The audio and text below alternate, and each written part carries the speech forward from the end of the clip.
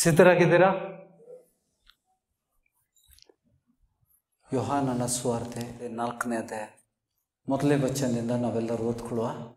ಯೇಸು ಯೋಹಾನನಕ್ಕಿಂತ ಹೆಚ್ಚು ಶಿಷ್ಯರನ್ನು ಮಾಡಿಕೊಂಡು ಅವರಿಗೆ ದೀಕ್ಷಾಸ್ನಾನ ಮಾಡಿಸುತ್ತಿದ್ದಾನೆಂಬ ಸುದ್ದಿಯನ್ನು ಫರಿಸಾಯರು ಕೇಳಿದರೆಂದು ಕರ್ತನಿಗೆ ತಿಳಿದಾಗ, ವಚನದ ಮೇಲೆ ಲಕ್ಷ್ಯವಿರಲಿ.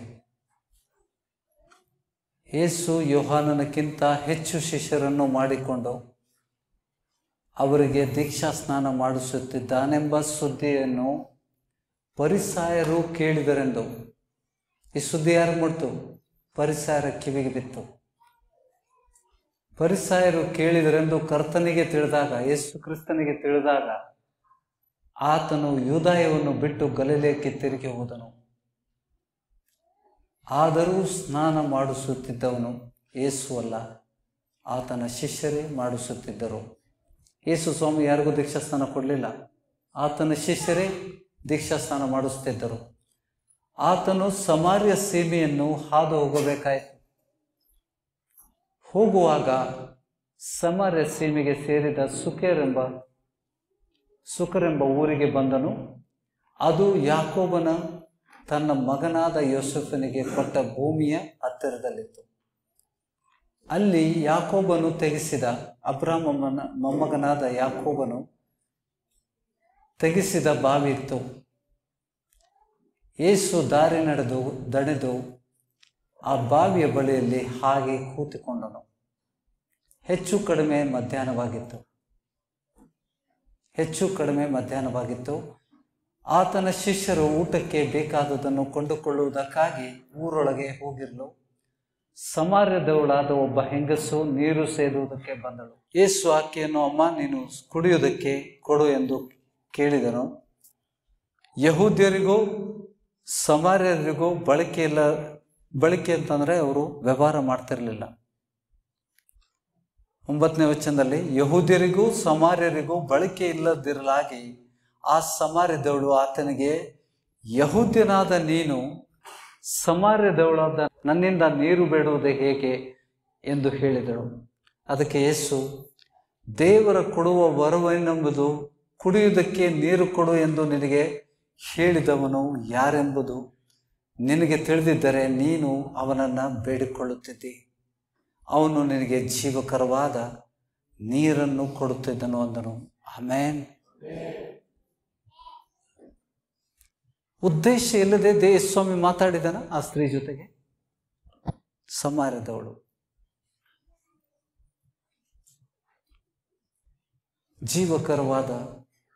ಅವನು ನಿನಗೆ ಜೀವಕರವಾದ ನೀರನ್ನು ಕೊಡುತ್ತಿದ್ದನು ಅಂದನು.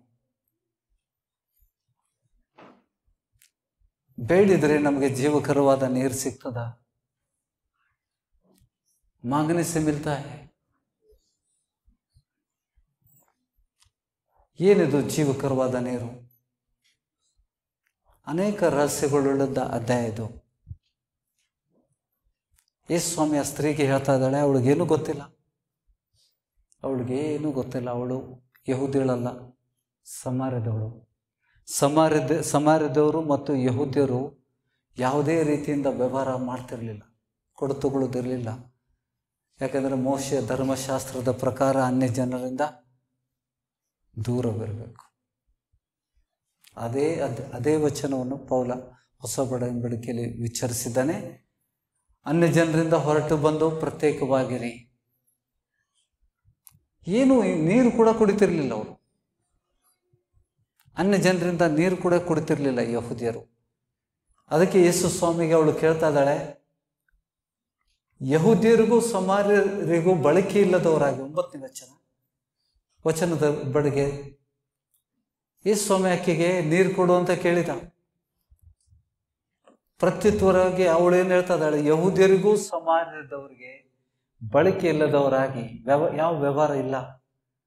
ಆ ಸಮಾರ್ಯದವಳು ಆತನಿಗೆ, ಯಹೂದ್ಯನಾದ ನೀನು ಸಮಾರ್ಯದವಳಾದ ನನ್ನನ್ನು ನೀರು ಬೇಡುವುದು ಹೇಗೆ ಎಂದು? ನಿಮ್ಮ ಧರ್ಮಶಾಸ್ತ್ರದ ಪ್ರಕಾರ ನೀವು ನಮ್ಮ ಹತ್ರ ನೀರು ಕೊಡಬಾರ್ದು. ಯಾವ ವ್ಯವಹಾರ ಇಲ್ಲ.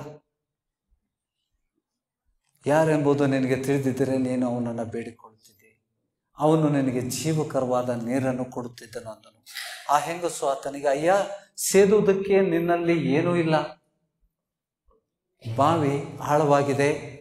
ಹೀಗಿರುವಾಗ ಆ ಜೀವಕರವಾದ ನೀರು ನಿನಗೆ ಎಲ್ಲಿಂದ ಬಂತು? ಆ ನೀರು ಕೊಡ್ಲಿಕ್ಕೆ ನಿನ್ನ ಹತ್ರ ಏನಿಲ್ಲಲ್ಲ, ನಿನ್ನ ಹತ್ರ ಕೊಡನೂ ಇಲ್ಲ, ಯಾವ ಪಾತ್ರೆಯೂ ಇಲ್ಲ, ಅದೆಲ್ಲಿಂದ ಕೊಡ್ತಿದ್ದಿ? ನಮ್ಮ ಹಿರಿಯನಾದ ಯಾಕೋಬನಿಗಿಂತ ನೀನು ದೊಡ್ಡವನು, ಅವನೇ ಈ ಬಾವಿಯನ್ನು ನಮಗೆ ಕೊಟ್ಟವನು.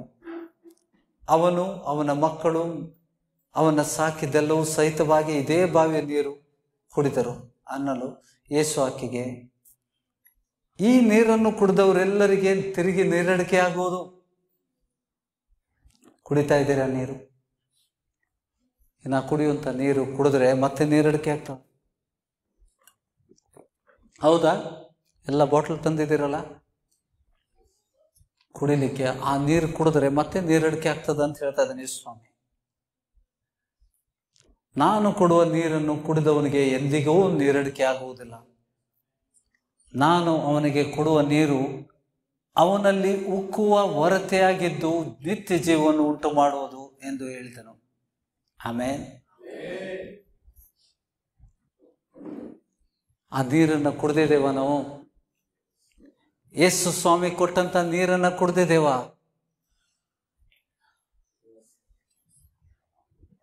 ಏನಾಗ್ತದೆ ಕುಡಿದ್ರೆ? ಯೇಸು ಸ್ವಾಮಿ ಏನು ಹೇಳಿದಾನೆ? ಕುಡಿದ್ರೆ ಏನಾಗ್ತದೆ? 14ನೇ ವಚನ ಎಲ್ಲರೂ ಓದುವ. ನಾನು ಕೊಡುವ ನೀರನ್ನು ಕುಡಿದವನಿಗೆ ಎಂದಿಗೂ ನೀರಡಿಕೆ ಆಗುವುದಿಲ್ಲ. ನಾನು ಅವನಿಗೆ ಕೊಡುವ ನೀರು ಅವನಲ್ಲಿ ಉಕ್ಕುವ ಹೊರತೆಯಾಗಿದ್ದು ನಿತ್ಯ ಜೀವವನ್ನು ಉಂಟು ಮಾಡುವುದು ಎಂದು ಹೇಳಿದನು.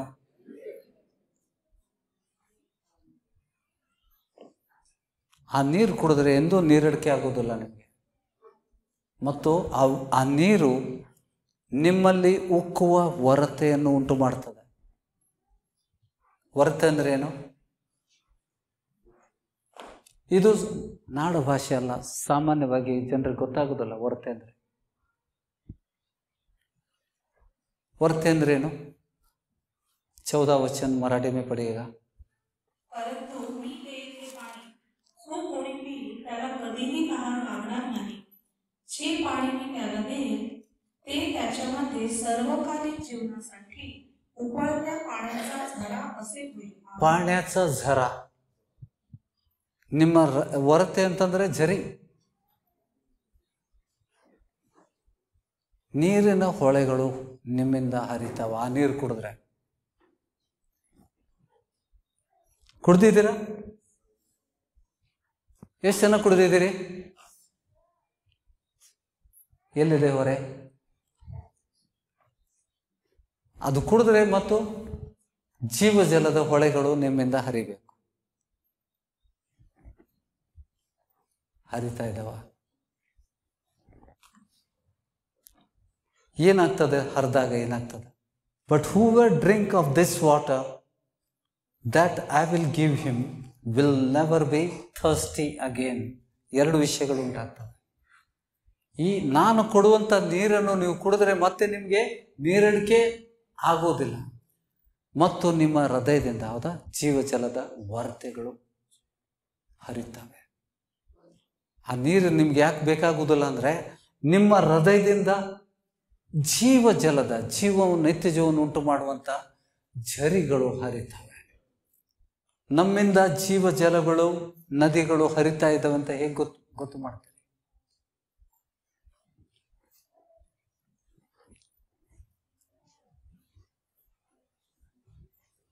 ನಾವು ಹೊಂದಿದ್ದೇವೆ ಅಂತ ಹೇಳ್ಬಿಟ್ಟು ನಂಬೋದು. We can believe. हमने पाया है. ಹೇಗೆ ಗೊತ್ತಾಗ್ತದ? ಹೇಗೆ ಗುರುತಿಸ್ತೀರಿ? ಸ್ವಲ್ಪ ಇಲ್ಲಿ रिबन इटकोल्री. यहाँ पे वापस आएंगे. 4:14 परंतु जो कोई उस जल में से पिएगा जो मैं उसे दूंगा वहां फिर अनंत काल तक प्यासा ना होगा. ಎಲ್ಲಿವರೆಗೆ?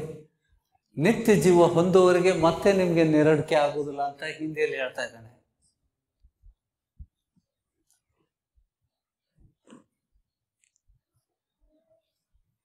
ಎಲ್ಲ ಭಾಷೆ ಓದೋದು ಒಳ್ಳೇದಾ?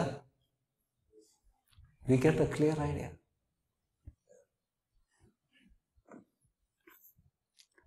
परंतु जो कोई उस जल में से पिएगा जो मैं उसे दूंगा वह फिर अनंत काल तक प्यासा न होगा, वरन जो जल मैं उसे दूंगा वह उसमें एक सोता बन जाएगा जो अनंत जीवन के लिए उमड़ता रहेगा, ಅನಂತ ಜೀವನ ತಕ್ಕ ಉಮ್ಮಡ್ತಾ रहेगा, ಹರಿತಾನೆ ಇರ್ತದೆ.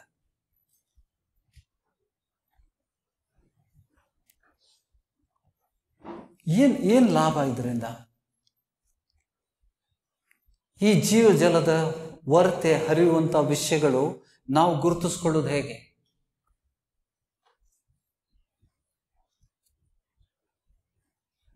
ಯಾರು ಗುರುತಿಸ್ಕೊಂಡಿದ್ದೀರಾ? ಏನಾಗ್ತದ ಆ ಜೀವ ಜಲದ ನದಿಗಳು ಹರಿದಾಗ? ನೋಡಿ, 7ನೇ ಅಧ್ಯಾಯದಲ್ಲಿ ಮತ್ತೆ ಸ್ವಾಮಿ ವಿವರಿಸಿದ್ದಾನೆ. 7ನೇ ಅಧ್ಯಾಯ ಇದೇ ವಿಷಯದಲ್ಲಿ. ನಾವೆಲ್ಲ ವಚನಗಳನ್ನು ಒಂದಾಗಿ ಒಟ್ಟಿಗೆ ಕೂಡಿದಾಗ ನಮ್ಗೊಂದು ಚಿತ್ರ ಸಿಗ್ತದೆ. ಆ ಚಿತ್ರದಲ್ಲಿರುವಂತಹ ರಹಸ್ಯಗಳನ್ನ ಯೇಸು ಸ್ವಾಮಿ ನಮಗೆ ತಿಳಿಸ್ತಾನೆ. 37ನೇ ವಚನ, ಯೋಹಾನನ ಸುವಾರ್ತೆ 7ನೇ ಅಧ್ಯಾಯ 7th chapter verse 37. ಯೇಸು ಸ್ವಾಮಿ ಯಹೂದ್ಯರ ಜಾತ್ರೆ ಹಬ್ಬ, ಅದು ಜಾತ್ರೆ ಅಲ್ಲ. ನಮ್ಮ ಕನ್ನಡ ಟ್ರಾನ್ಸ್ಲೇಟರ್ಸ್ ಜಾತ್ರೆ ಅಂತ ಮಾಡ್ಯಾರ. ಜಾತ್ರೆ ಮಾಡಿ ರೂಢಿ ಅವ್ರಿಗೆ, ಹೌದಲ್ಲ? ಫೀಸ್ಟಿಗೆ ಜಾತ್ರೆ ಅಂತ ಮಾಡ್ತಾರ. ಫೀಸ್ಟ್ ಅಂದ್ರೆ ಹಬ್ಬ, ಯಹೂದ್ಯರ ಹಬ್ಬ. ಹಿಂದಿಯಲ್ಲಿ ಪರ್ವಕ್ಕೆ ಅಂತಿಮ ದಿನ, ಪರ್ವ ಅಂತಂದ್ರೆ ಹಬ್ಬ, ಹೌದಾ? पर्व के अंतिम दिन जो मुख्य दिन है, यीशु खड़ा हुआ और पुकार कर कहा, आवाज अಲ್ಲ, ದೊಡ್ಡ ಗಟ್ಟಿ ಧ್ವನಿಯಿಂದ ಆತನ ಕೂಗಿ ಹೇಳ್ತಾ ಇದ್ದಾನೆ. पुकार कर कहा, यदि कोई प्यासा हो तो मेरे पास आए और पिए. ಹಬ್ಬದ ಮಹಾದಿನವಾದ ಕಡೆ ದಿನದಲ್ಲಿ ಯೇಸು ನಿಂತುಕೊಂಡು, ಯಾವನಿಗಾದರೂ ನೀರಿಡಿಕೆ ಆಗಿದ್ದರೆ ಅವನು ನನ್ನ ಬಳಿಗೆ ಬಂದು ಕುಡಿಯಲಿ. ಯಾರ ಬಳಿಗೆ?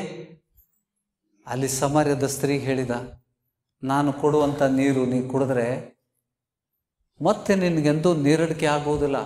ಏನು? ಮೊದಲನೇದು ಪಾಯಿಂಟು, ನೀರಿಡಿಕೆ ಆಗುವುದಿಲ್ಲ. ಮತ್ತೆ ನಿತ್ಯ ಜೀವದವರೆಗೆ ನಿನಗೆ ಅದು ಹರಿತಾನೆ ಇರ್ತದೆ.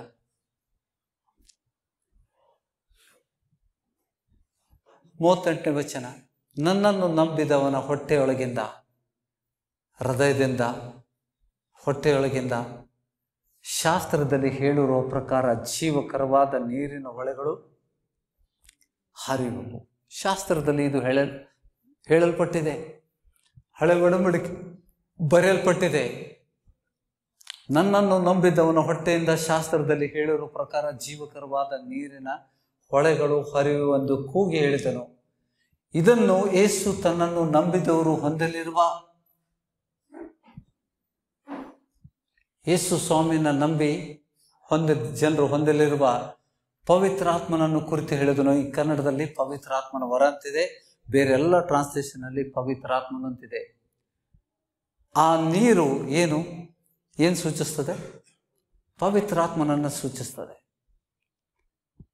ಆತನು ಇನ್ನೂ ತನ್ನ ಮಹಿಮೆಯ ಪದವಿಯಲ್ಲಿ ಪರಲೋಕಕ್ಕೆ ಏರಿ ಹೋಗಲಿಲ್ಲ. ಮಹಿಮೆ ಪದವಿ ಅದು. ಒಬ್ಬ ಸತ್ತ ಮನುಷ್ಯ ಎಂದಿಗೂ ಹೇಳಲಿಲ್ಲ, ಹೌದಾ? ಆ ಪುನರುತ್ಥಾನ ಉಂಟೆಂದು ಆತನು 3 ಸಾಕ್ಷಿಯಾಗಿ ನಮಗೆ ಸುವಾರ್ತೆಯಲ್ಲಿ ತಿಳಿಪಡಿಸಿದ್ದಾನೆ. लाजर को उठाकर उसने बताया, जो मुझ पर विश्वास करेगा वो जी उठेगा. लाजर उठना क्या है? ಲಾಜರ್ನ ಎಬ್ಬಿಸಿದಂತ ಸಂಕೇತ ಏನು? ನಿತ್ಯ ಜೀವದ ಯೇಸು ಸ್ವಾಮಿನ ನಂಬಿದವರು ಸತ್ರು ಕೂಡ ಬದುಕ್ತಾರೆ ಅಂತ. ಆಮೇನ್. ಆ ನಂಬಿಕೆ ನಾವು ಸರಿಯಾಗಿ ವಚನ ಗ್ರಹಿಸಲಿಲ್ಲ ಅಂತಂದ್ರೆ, अगर वचन को अगर सही नहीं समझोगे हम कुछ प्राप्त नहीं करोगे. ಸಾಮ್ಯ ಇದು. ಯೇಸು ಸ್ವಾಮಿ ಸಾಮ್ಯದಲ್ಲಿ ಮಾತಾಡ್ತಾ ಇದ್ದಾನೆ, ಜನ ಸಮೂಹಕ್ಕೆ ಮಾತಾಡ್ತಾ ಇದ್ದಾನೆ, जन समूहದಲ್ಲಿ ಮಾತಾಡ್ತಾ ಇದ್ದಾನೆ. उस पर्व के सभी लोगों के आखिर के दिन में सब लोगों के सामने चिल्लाकर कह रहा है प्रभु. ಆತನು ಗಟ್ಟಿ ಧ್ವನಿಯಿಂದ ಕೂಗಿ ಹೇಳ್ತಾ ಇದ್ದಾನೆ, ಯಾವನಿಗಾದರೂ ನೀರಿಕೆ ಆದರೆ ಆತನು ನನ್ನ ಬಳಿಗೆ ಬರಲಿ, ನನ್ನನ್ನು ನಂಬಿದವನು ಹೊಟ್ಟೆಯೊಳಗಿಂದ ಶಾಸ್ತ್ರದಲ್ಲಿ ಹೇಳಿರೋ ಪ್ರಕಾರ ಜೀವಕರವಾದ ನೀರಿನ ಹೊಳೆಗಳು ಹರಿಯುವವು. ನನ್ನನ್ನು ನಂಬಿ ಆ ನೀರನ್ನು ಕುಡಿದರೆ, ಯೇಸು ಸ್ವಾಮಿ ಕುಡಿಯುವಂತ ನೀರನ್ನು, ಪವಿತ್ರಾತ್ಮನೆಂಬ ನೀರನ್ನು ನೀವು ಕುಡಿದ್ರೆ ಅದು ಮತ್ತೆ ನಿನಗೆ ನೀರಡಿಕೆ ಆಗುವುದಿಲ್ಲ. ನಿನ್ನ ನಿತ್ಯ ಜೀವ ನೀನು ಪಡ್ಕೊಳ್ಳುವವರೆಗೆ ಅದು ನಿನ್ನಿಂದ ಹರಿತಾನೆ ಇರ್ತದೆ. ಆಮೇನ್. ಏನ್ ಲಾಭ ಅದರಿಂದ? ಪವಿತ್ರಾತ್ಮನ ವಿಷಯದಲ್ಲಿ ಹೇಳ್ತಾ ಇದ್ದಾನೆ, ಪವಿತ್ರಾತ್ಮನು ಹೊಂದಿದ ವ್ಯಕ್ತಿಯ ಹೃದಯದಿಂದ ಜೀವಕರವಾದ ನದಿಗಳ ಹೊಳೆಗಳು ಹರಿತಾ ಇದ್ದಾವೆ.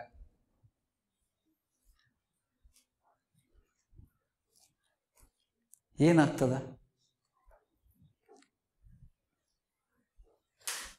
क्या होता है? जो मुझ पर विश्वास करेगा, जैसा पवित्र शास्त्र में आया है, लिखा है, उसके हृदय में से जीवन के, इल्लेनिदे नम्मल्ली ಹೊಟ್ಟೆ ಇದೆ, ಹಿಂದಿಯಲ್ಲಿ ಏನಿದೆ? हृदय में से जीवन के जल की नदियां बह निकलेगी.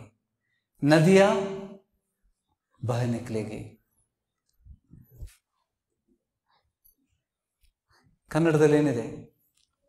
ನನ್ನನ್ನು ನಂಬುದವರ ಹೃದಯದಿಂದ ಶಾಸ್ತ್ರದಲ್ಲಿ ಹೇಳಿರೋ ಪ್ರಕಾರ ಜೀವಕರವಾದ ನೀರಿನ ಹೊಳೆಗಳು ಹರಿಯುವವು. ಹೊಳಿ ಹರಿದಾಗ ಏನಾಗ್ತದೆ? ಮಳೆಗಾಲ ಹೊಳೆ ಹರಿದ್ ನೋಡಿದ್ರಿ? ಹೊಳೆಯಾಗ ಯಾರಾದ್ರೂ ಇಳಿತಾರೇನೀಗ? ಇಳಿದ್ರೆ ಏನಾಗ್ತೈತ್ರಿ? ಹರ್ಕೊಂಡು ಹೋಗ್ತಾರೆ. ಆ ಹೊಳೆಯಲ್ಲಿ ಹರ್ಕೊಂಡು ಹೋಗ್ತಾರೆ. ಗ್ರಹಿಸ್ತಾ ಇದ್ದೀರಾ? ನೋಡಿ, ಇದನ್ನ ನಾವು ಗ್ರಹಿಸ್ಕೋಬೇಕು. ಇದು ನಮ್ಮ ಆತ್ಮಿಕ ಜೀವನದಲ್ಲಿ, ಸ್ವಾರ್ಥೆಯ ಜೀವನದಲ್ಲಿ, ಸ್ವಾರ್ಥ ಹೇಳುವ ಸಮಯದಲ್ಲಿ ನಮಗೆ ಬಹಳ ಲಾಭ ಕೊಡುವಂಥದ್ದು. ದೇವ್ರ ವಚನ ಹೇಗಿದೆ? ಸಾಮ್ಯದಲ್ಲಿ ನುಡಿದಿದ್ದಾನೆ. ಕೇಳ್ತಾ ಇದ್ದೀರಾ? स्वामी साम्यದಲ್ಲಿ ನುಡಿದಿದ್ದಾನೆ. हर एक चीज दाखले में बोला गया है और उसका अर्थ पवित्र आत्मा के द्वारा हमको प्रकट होती है. जब हमको प्रकट होती है उस वचन को, जब भी हम सूझबूझ कर उसको समझेंगे और विश्वास करेंगे तो उसका नतीजा हमारे जीवन में लागू होगी. ಇಲ್ಲ ಅಂದ್ರೆ ಇಲ್ಲ. ಸುಮ್ಮನೆ ಬಂದು ಯೇಸು ಸ್ವಾಮಿ ಕೂಗಿದ, ಜಾತ್ರೆಯ ಕೊನೆ ದಿವಸದಲ್ಲಿ ಕೂಗಿ ಹೇಳಿದ, ಯಾವನಿಗಾದರೂ ನೀರಡಿಕೆ ಬೇಕಂದ್ರೆ ನನ್ನ ಕಡೆ ಬರ್ರಿ, ನಾನು ಕೊಡ್ತೇನೆ. ಯಾರು ನನ್ನ ನಂಬ್ತಾನ ಅವನ ಹೃದಯದಲ್ಲಿ ಜೀವನದೇ ಹರಿತದಂತ ಹೇಳಿದರು ಪಾಸ್ಟರ್. वचन में लिखा है कुछ तो हो रहा है. अगर हम उस वचन के अंदर नहीं गए तो वो कार्य नहीं होगा. अगर नहीं समझोगे, वचन को ध्यान नहीं करेंगे तो हमको लागू नहीं होती वो चीज, हमारे जीवन में वो नहीं होगा. ಗ್ರಹಿಸ್ತಾ ಇದ್ದೀರಾ? ಅದಕ್ಕೆ ನಾನು ಕೇಳಿದ್ದು, ಹೊಳೆಗಳು ಹರಿಯಾಕತ್ತವೇನ್ರಿ? तुम्हारे हृदय से जीवन के नदियां बह रहे. हिंदी में वैसे ही कह रहे नदियां, ಇಲ್ಲಿ ಹೊಳೆಗಳು ಅಂತ ಹೇಳ್ತಾ ಇದ್ದಾನೆ.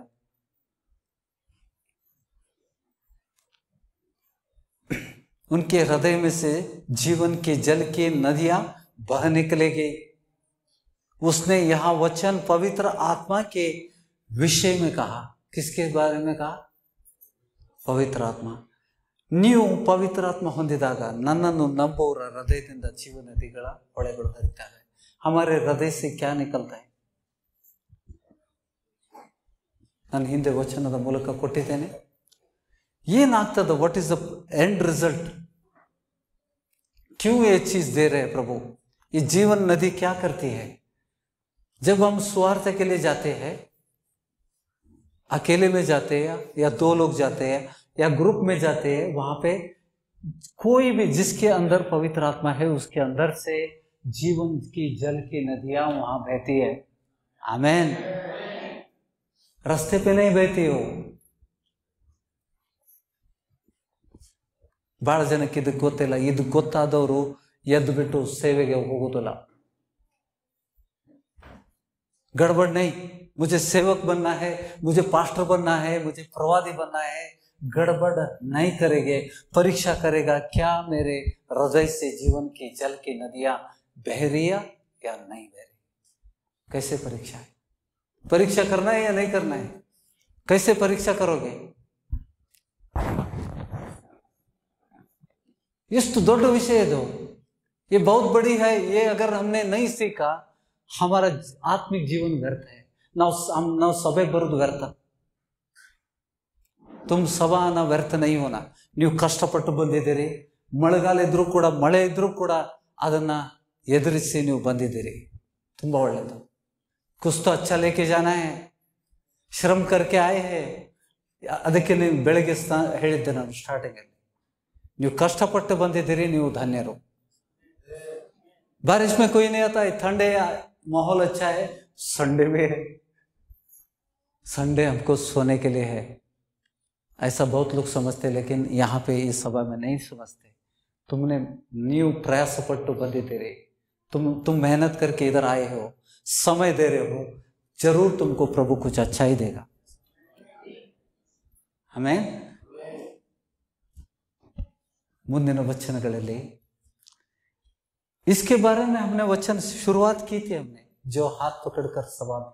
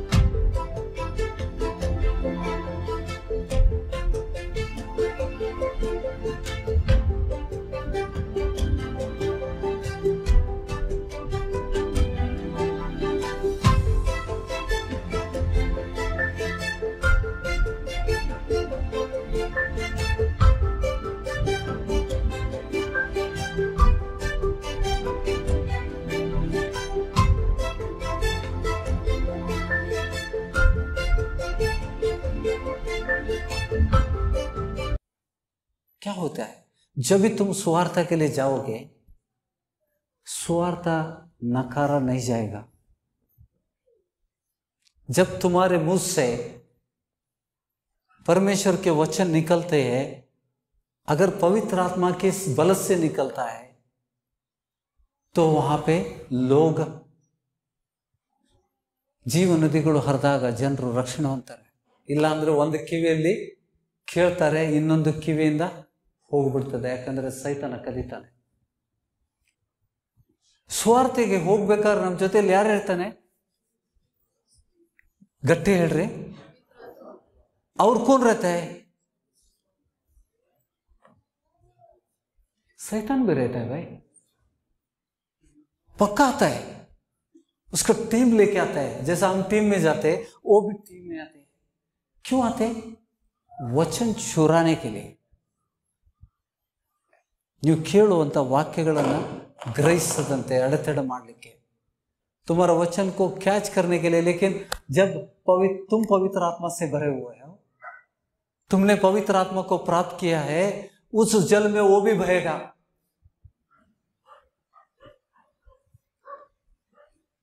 ग्रहिस्ता इधर नोड़ी तोरिಸ್ತೇನೆ ನಿಮಗೆ.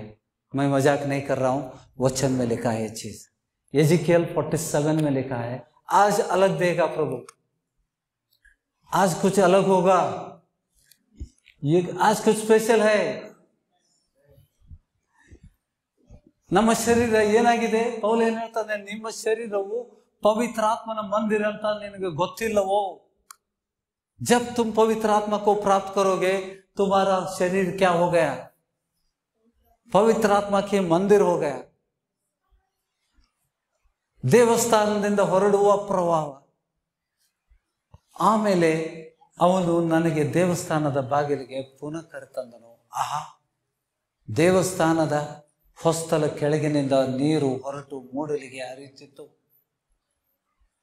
ಪೂರ್ವ ದಿಕ್ಕಿಗೆ ಹರಿಯುತ್ತಿತ್ತು. ಮೂಡಲ ಅಂದ್ರೆ ಪೂರ್ವ ದಿಕ್ಕಿಗೆ. ದೇವಸ್ಥಾನವು ಪೂರ್ವಾಭಿಮುಖವಷ್ಟೇ. ಬ್ರಾಕೆಟ್ ಅಲ್ಲಿ ಹಾಕ್ತಾ ಇದ್ದಾನೆ. ದೇವಸ್ಥಾನದ ಮುಖ ಹೆಂಗಿತ್ತು? ಪೂರ್ವ ದಿಕ್ಕಿಗಿತ್ತು. ಅದಕ್ಕೆ ಪೂರ್ವ ದಿಕ್ಕಿಗೆ ಹರಿತಿತ್ತು. ಆ ನೀರು ದೇವಸ್ಥಾನದ ಬಲಗಡೆ ಕೆಳಗಿನಿಂದ ಹೊರಟು ಯಜ್ಞವೇದಿಯ ದಕ್ಷಿಣದಲ್ಲಿ ಹರಿಯುತ್ತಿತ್ತು. ಆಗ ಅವನು ನನ್ನನ್ನು ಬಡಗಣ ಹೆಬ್ಬಾಗಿಲಿನಿಂದ ದೇವಾಲಯದ ಹೊರಗಣ ಮಾರ್ಗವಾಗಿ ಸುತ್ತಿಸಿಕೊಂಡು ಮೂಡಲ ಹೆಬ್ಬಾಗಿಲಿಗೆ ಕರ್ತಂದನು.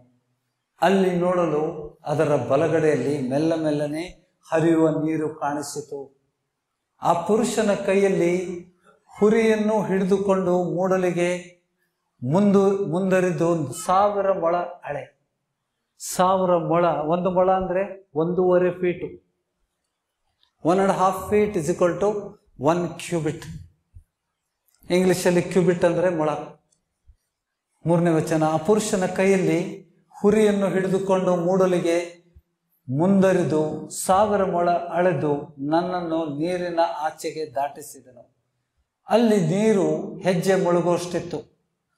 ಅವನು ಪುನಃ 1000 ಮೊಳ ಅಳೆದು, ಸೆಕೆಂಡ್ ಟೈಮ್, 2ನೇ ಬಾರಿ 1000 ಮೊಳ ಮತ್ತೆ ಅಳ್ತಾ ಇದ್ದಾನೆ. ಪುನಃ 1000 ಮೊಳ ಅಳೆದು ನನ್ನನ್ನು ನೀರಿನ ಆಚೆಗೆ ದಾಟಿಸುವಾಗ ಆ ನೀರು ಮೊಣಕಾಲಿನವರೆಗಿತ್ತು. ಮೊದಲು ಹೆಜ್ಜೆ ಮುಳುಗುವಷ್ಟು. 2ನೇ ಬಾರಿ 1000 ಮೊಳ ಅಳೆದಾಗ ಅದು ಮೊಣಕಾಲು, ಗುಟ್ನೆ ತಕ್ಕ. ಗ್ರಹಿಸ್ತಾ ಇದ್ದೀರಾ? ಮೊಣಕಾಲುವರೆಗಿತ್ತು. ಅವನು ಪುನಃ 1000 ಮೊಳ ಅಳೆದು ನನ್ನನ್ನು ನೀರಿನ ಆಚೆಗೆ ದಾಟಿಸುವಾಗ ನೀರು ಸೊಂಟದವರೆಗೆ ಇತ್ತು. 3000 ಫುಟ್ ಅಡಿ. ಅವನು ಮತ್ತೆ 1000 ಮೊಳ ಅಳೆದನು, ಮತ್ತು 1000 ಮೊಳ ಅಳೆದನು, another 1000 cubits. ಅದು ನನ್ನಿಂದ ದಾಟಲಾಗದ ತೊರೆಯಾಗಿತ್ತು. ನೀರು ಏರಿ ಈಜಾಡುವಷ್ಟು ಪ್ರವಾಹವಿತ್ತು. ದಾಟಲಾಗದ ತೊರೆಯಾಗಿತ್ತು. ಆಗ ಅವನು ನನಗೆ, ನರಪುತ್ರನೇ, ಇದನ್ನು ನೋಡಿದೆಯಾ ಎಂದು ಹೇಳಿ ನನ್ನನ್ನು ತೊರೆಯ ದಡಕ್ಕೆ ಹತ್ತಿಸಿ ಹಿಂದಿರುಗಿಸಿದನು. ನಾನು ಹಿಂದಿರುಗಲು ಆಹಾ, ತೊರೆಯ 2 ದಡಗಳಲ್ಲಿಯೂ ಅನೇಕಾನೇಕ ವೃಕ್ಷಗಳು ಕಾಣಿಸಿಕೊಂಡವು. ವೃಕ್ಷ ಹೆಂಗ್ ಕಾಣಿಸ್ಕೊಂಡು? ಪವಿತ್ರಾತ್ಮನ ಸಾಮರ್ಥ್ಯ. ವೃಕ್ಷ ಏನ್ ಸೂಚಿಸ್ತದೆ? ತಂದೆ ನಡೆದ ಗಿಡಗಳನ್ನ ಜಡ ಸಮೇತ ಕಿತ್ತೆಸಲ್ಪಡೆಯೋದು ಅಂತ ಹೇಳ್ತಾನೆ. ಸೇವಕ್ಕೂ ಬತಾತೆ. ಎರಡು ಪಕ್ಕದಲ್ಲಿ ವೃಕ್ಷಗಳು ಬೆಳೆದಿದ್ವು. ಆಮೇಲೆ ಗ್ರಹಿಸ್ತಾ ಇದ್ದೀರಾ? ಒಬ್ಬ ವ್ಯಕ್ತಿಯಿಂದ एक इंसान के द्वारा अगर पवित्र आत्मा का जल की नदियां बह रही है, अनेक सेवक उत्पन्न होते हैं. उस जल के आजू बाजू अनेक सेवक उत्पन्न होते. ಗ್ರಹಿಸ್ತಾ ಇದ್ದೀರಾ? ದೇವರು ಹಳೆ ಒಡಂಬಡಿಕೆಯನ್ನು ಕೂಡ ಸಾಮ್ಯದಲ್ಲಿ ನುಡಿದಿದ್ದಾನ. ಅದರ ಉತ್ತರ ಎಲ್ಲಿಟ್ಟಿದ್ದಾನೆ? ಹೊಸ ಒಡಂಬಡಿಕೆ. ಇದನ್ನು ಓದಿದ್ರೆ ಏನ್ ಗೊತ್ತಾಗ್ತದೆ ನಿಮಗೆ? ಒಂದು ದೇವಾಲಯ ಇತ್ತಂತ, ನೀರು ಹರಿತಂತ, 1,500 ಹಳಿ ಯಾವನ ಅಳೆದಂತ ಹುರಿ ತಗೊಂಡ, ಹೆಜ್ಜೆ ಮುಳುಗ್ತಂತ, ಮೊಣಕಾಲ್ ಮುಣಿತಂತ, ಸೊಂಟ ಮುಳುಗ್ತಂತ, ಆಮೇಲೆ ಪೂರ್ತಿ ಅವನು ಮುಳುಗಿದಂತ. ಗಿಡ ಇದ್ವು ಅಂತ ಎರಡು ಕಡೆ. ಮುಂದೇನಾತ್ರಿ? Jesus has spoken in parables for the reason. ಸಾಮ್ಯದಲ್ಲಿ ನುಡಿಲಿಕ್ಕೆ ಕಾರಣ ಉಂಟು. ಸೇವಕರು ಎಲ್ಲಿಂದ ಹುಡ್ತಾರೆ? ತಾಳ್ಮೆ ಬೇಕಾ? ಎಂಟ್ರು ಹೊಡೆದ ತಕ್ಷಣ ಸೇವಕರು ಬರುವುದಿಲ್ಲ. एक इंसान किसको बदल सकता है?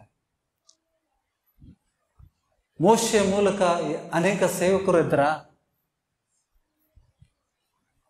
ಕಾಲೇಬ್ ಮತ್ತೆ ಹೇಳಲಿಲ್ವಾ? ಯೋಶುವ ಹೇಳಲಿಲ್ಲ.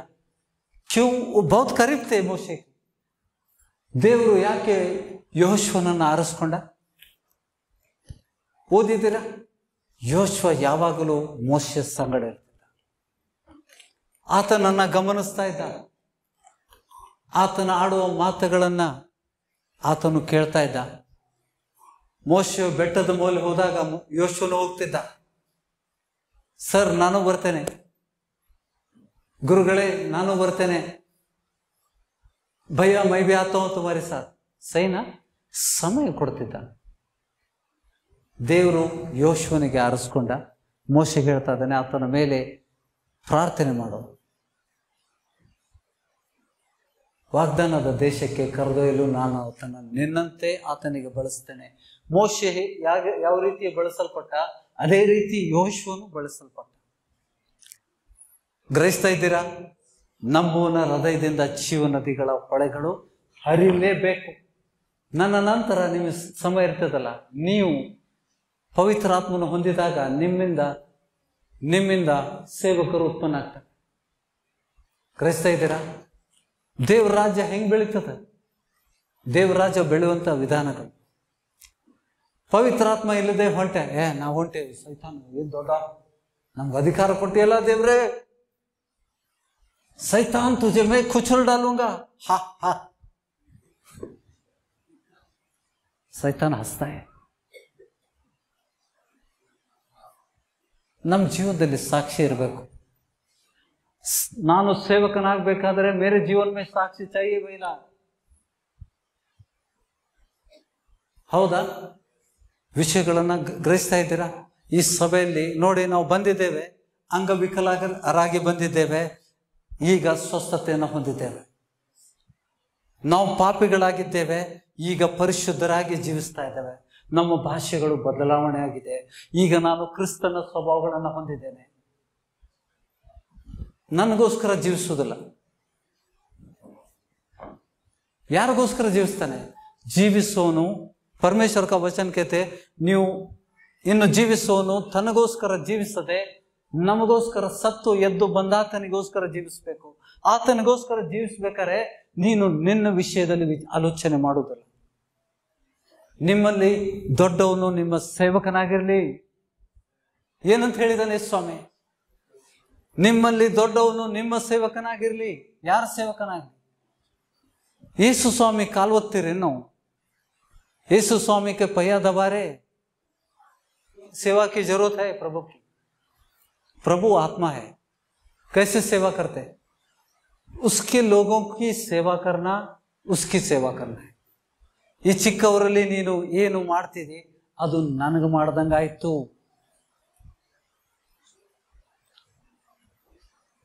ತಗ್ಗಿಸ್ಕೊಳ್ಳೋರ್ಗೆ ಮಾತ್ರ ಸಾಧ್ಯ. ಹೌದಾ? ನನ್ನ ಸಾಕ್ಷಿ ನಿಮ್ಗೆ ಹೇಳಿದ್ದೇನೆ. ತಿಂಗಳಿಗೆ 2.5 ಲಕ್ಷ ಸಂಪಾದನೆ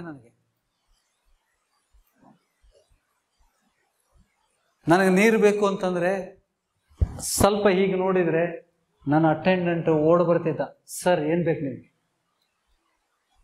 ನೀರು ಬೇಕು ಅಂತಂದ್ರೆ ಪಟ್ಟಂತ ಅಲ್ಲೇ ತೆಗೆದುಕೊಡ್ತಿದ್ದೆ.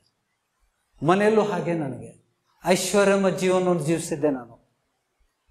कुछ कमी नहीं थी मुझे, लेकिन परमेश्वर का सेवक बनने के लिए वो सब छोड़ के आना है. अयो ನಾನು ಎಂದೂ ಯಾರಿಗೂ ಒಡ್ಲಿಲ್ಲ. यहाँ पे कैसे है जीवन?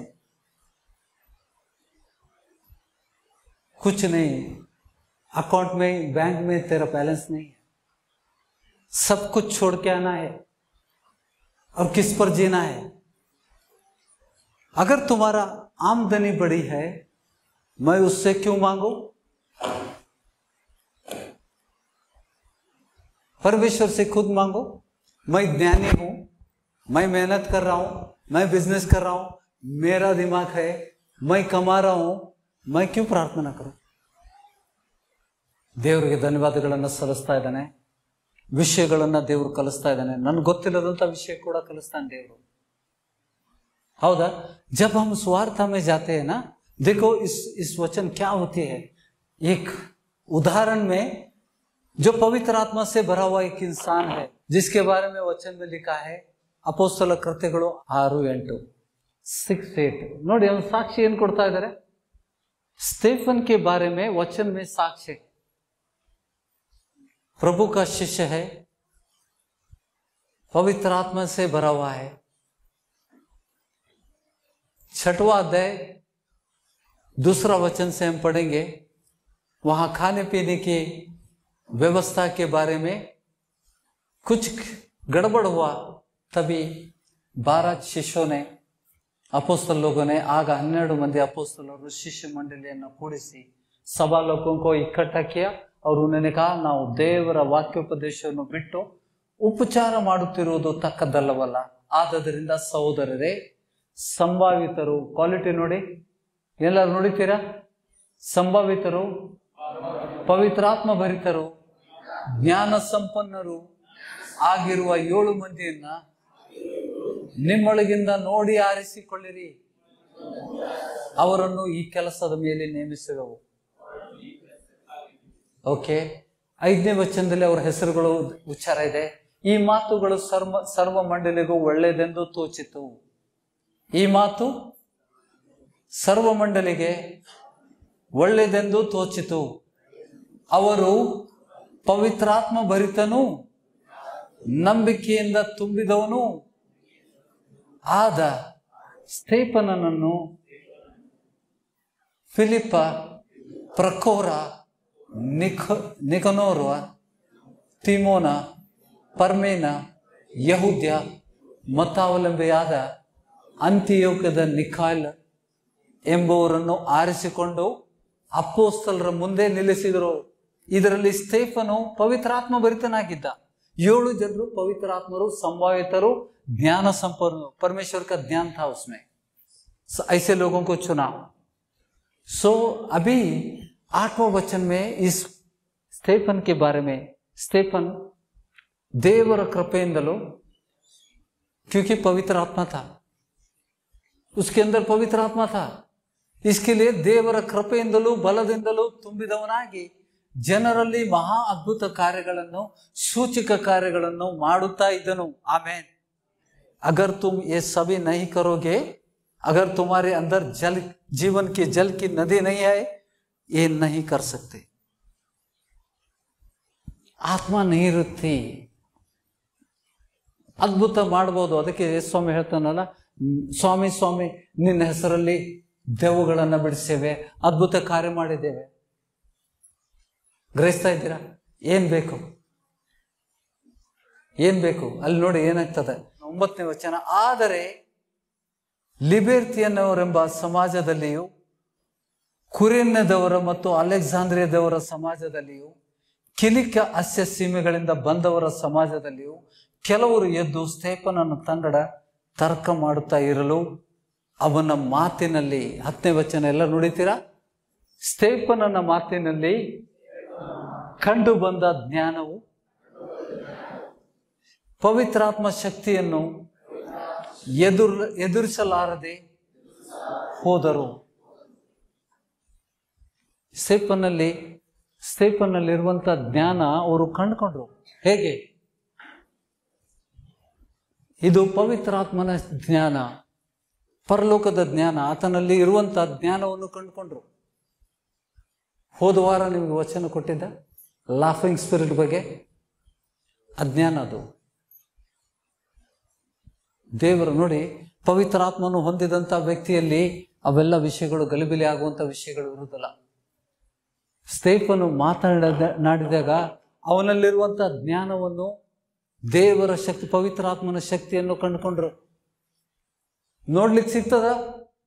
ಪವಿತ್ರಾತ್ಮನು ನೀವು ಹೊಂದಿದಾಗ ಪವಿತ್ರಾತ್ಮನ ಶಕ್ತಿ ಮತ್ತು ದೇವರ ಜ್ಞಾನ ನಿಮ್ಮಲ್ಲಿ ಕಂಡು ಬರ್ತದ.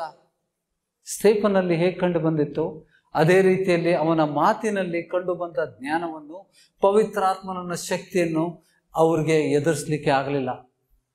ಆತನನ್ನು ಎದುರಾಳಾಗಿ ಆತನನ್ನು ಎದುರಿಸುವಂಥ ವ್ಯಕ್ತಿಗೆ ಪವಿತ್ರಾತ್ಮನ ಶಕ್ತಿ ಇದ್ದಿದ್ದರಿಂದ ಆತನ ಮಾತಿನಲ್ಲಿ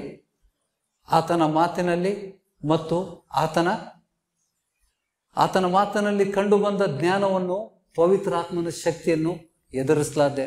ಆತನ ಮಾತಿನಲ್ಲಿ ಪವಿತ್ರಾತ್ಮನ ಶಕ್ತಿ ಇತ್ತು, ಜ್ಞಾನನೂ ಇತ್ತು, ದೇವರ ಜ್ಞಾನ ಇತ್ತು ಮತ್ತು ಪವಿತ್ರಾತ್ಮನ ಶಕ್ತಿನೂ ಇತ್ತು. ಏನಾಗ್ತದೆ? क्या होता है जब तुम स्वार्थ के लिए जाते हो, पवित्र आत्मा का जीवन जल जब भी बहता है तो लोगों को उनके हृदय में छूता है. ಹೌದಾ? और एक उदाहरण देता हूं. दूसरा, ಅಪೊಸ್ತಲ ಕೃತ್ಯಗಳು 2ನೇ ಅಧ್ಯಾಯ. ಪೇತ್ರ 14ನೇ ವಚನದಿಂದ ಭಾಷಣ ಮಾಡ್ತಾ ಇದ್ದಾನೆ.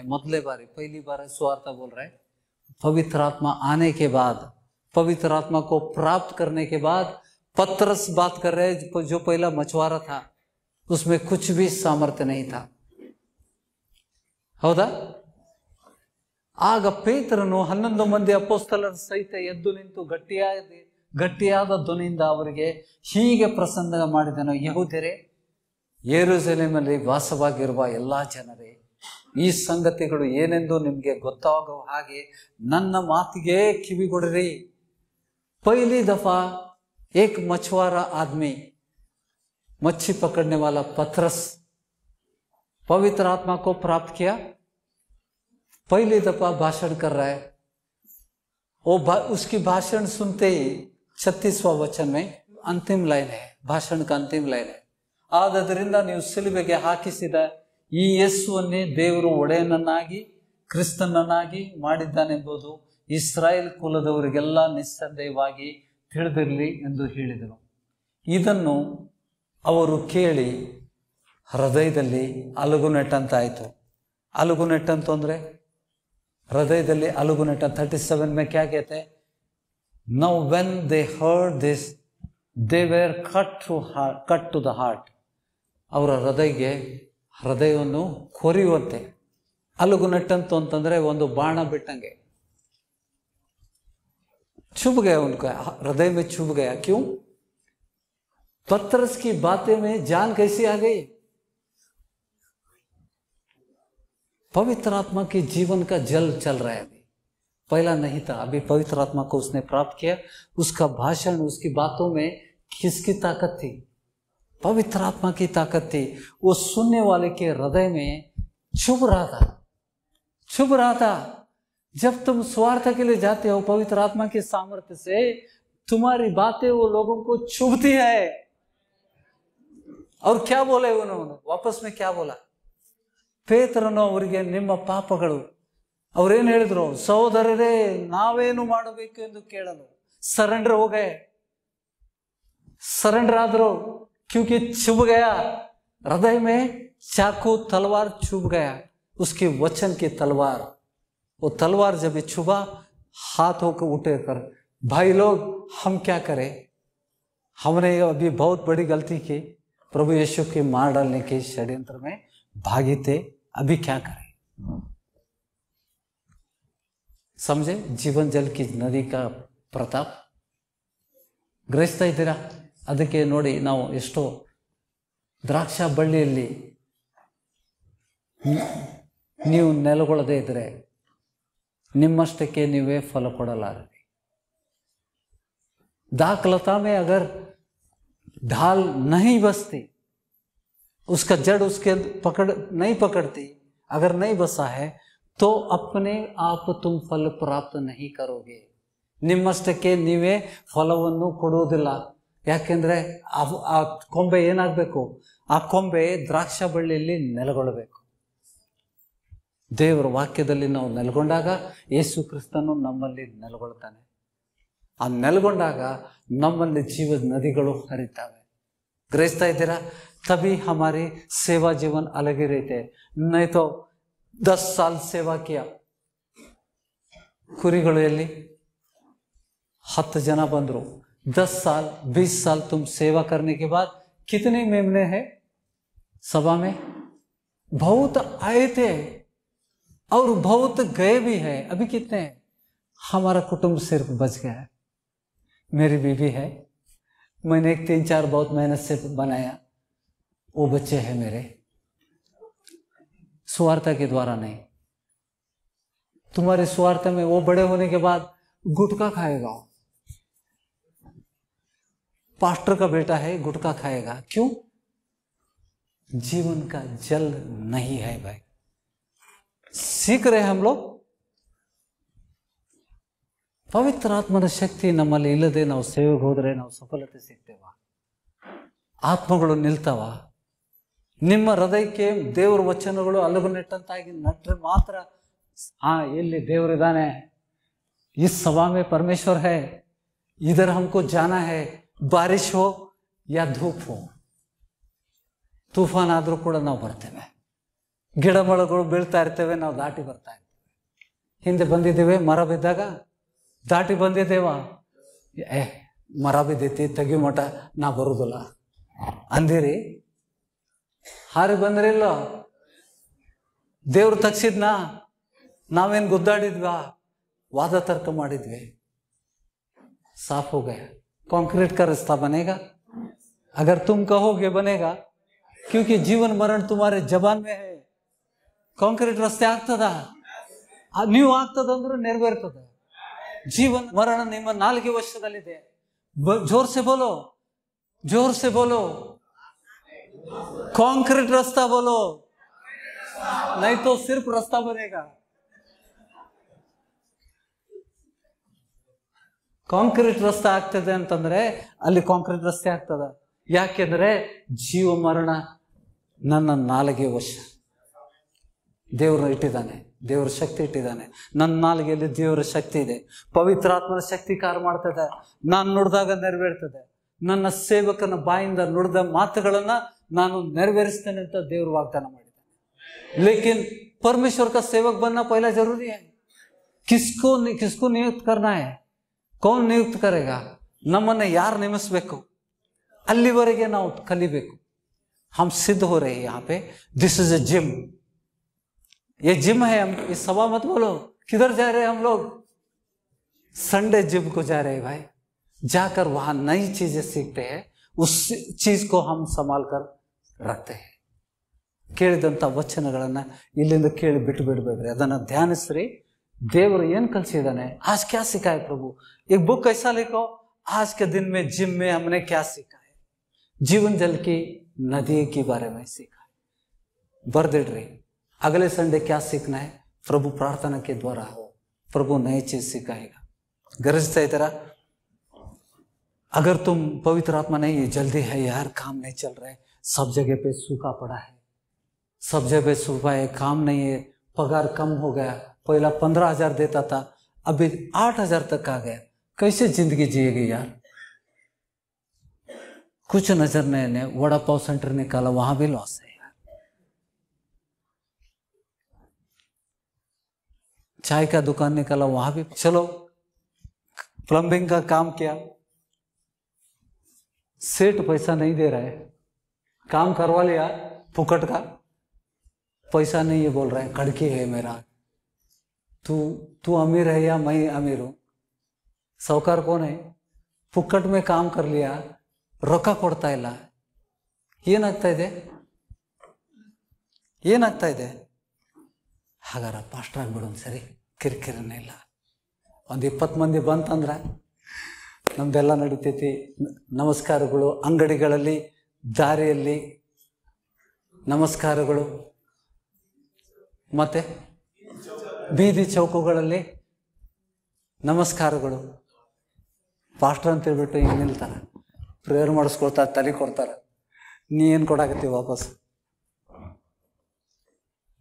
ಅವ್ರು ತಲೆ ಕೊಡಾಕತ್ತಾರೆ, ನೀ ಏನು ಕೊಡಾಕತ್ತೀವಿ ಅವ್ರಿಗೆ ವಾಪಸ್? ರೋಗಗಳನ್ನು ಬಿತ್ತಾ ಇದ್ದೆ. ಯಾಕೆಂದ್ರೆ because there is no spirit of God in you. ನಿನ್ನಲ್ಲಿ ಪವಿತ್ರ ಆತ್ಮ ಇಲ್ಲ, ನಿನ್ನ ಹೃದಯದಿಂದ ಜೀವ ನದಿಗಳು ಹಳೆಯೋದಿಲ್ಲ. ನೀನು ಕೈ ಇಟ್ಟು ಪ್ರಾರ್ಥನೆ ಮಾಡಿದರೆ ಪೇಷಂಟ್ಗಳು ಆಗ್ತಾರೆ. ಹೌದಾ? ನಾವು ಹುಬ್ಳಿಗೆ ಹೋದಾಗ ನೋಡಿದ್ವಾ ಪ್ರವಾದಿಸಿದ್ದು? ತಪ್ಪಾದ ಸೇವಕರಿಂದ ಪ್ರಾರ್ಥನೆ ಮಾಡಿಸ್ಕೊಂಡು ರೋಗಗ್ರಸ್ತರಾಗಿದ್ದಾರೆ. ಕಲಿತಾ ಇದ್ದೇವೆ ನಾವು, ವಿಷಯಗಳನ್ನು ನಾವು ಕಲಿಬೇಕು. ನೋಡಿ, ಪೇತ್ರನ ವ್ಯತ್ಯಾಸಗಳು.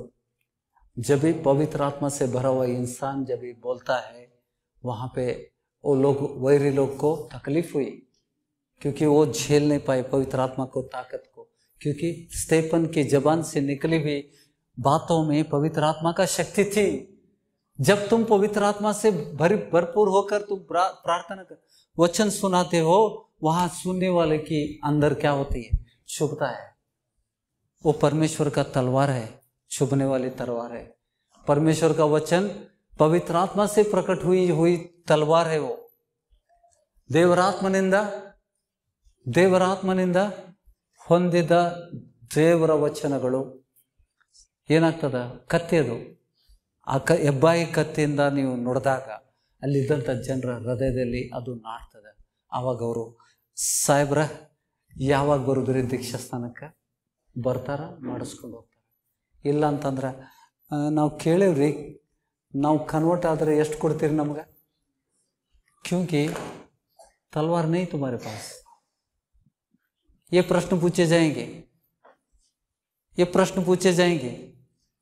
ಕನ್ವರ್ಟ್ ಆದ್ರೆ ರೊಕ್ಕ ಕೊಡ್ತಾರಂತ ಕೇಳಿವ್ರಿ, ನಮಗೆ ಕೊಡವಲ್ರಿಲ್ಲ. ನಾವು 4 ತಿಂಗಳಾಯ್ತು, 2 ತಿಂಗಳಾಯ್ತು ಸಭೆಗೆ ಬರ್ತಾ ಇದ್ದೇವೆ, ಪಾಸ್ಟರ್ ಏನು ಮಾತಾಡ್ತಾನೆ ಇಲ್ಲ.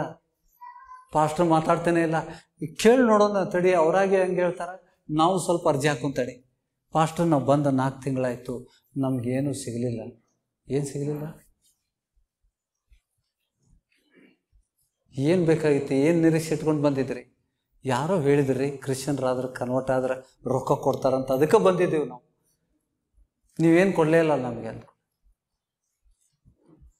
ಬಂದ ದಾರಿಗೆ ಸುಂಕ ಇಲ್ಲ, टैक्स ಇಲ್ಲ.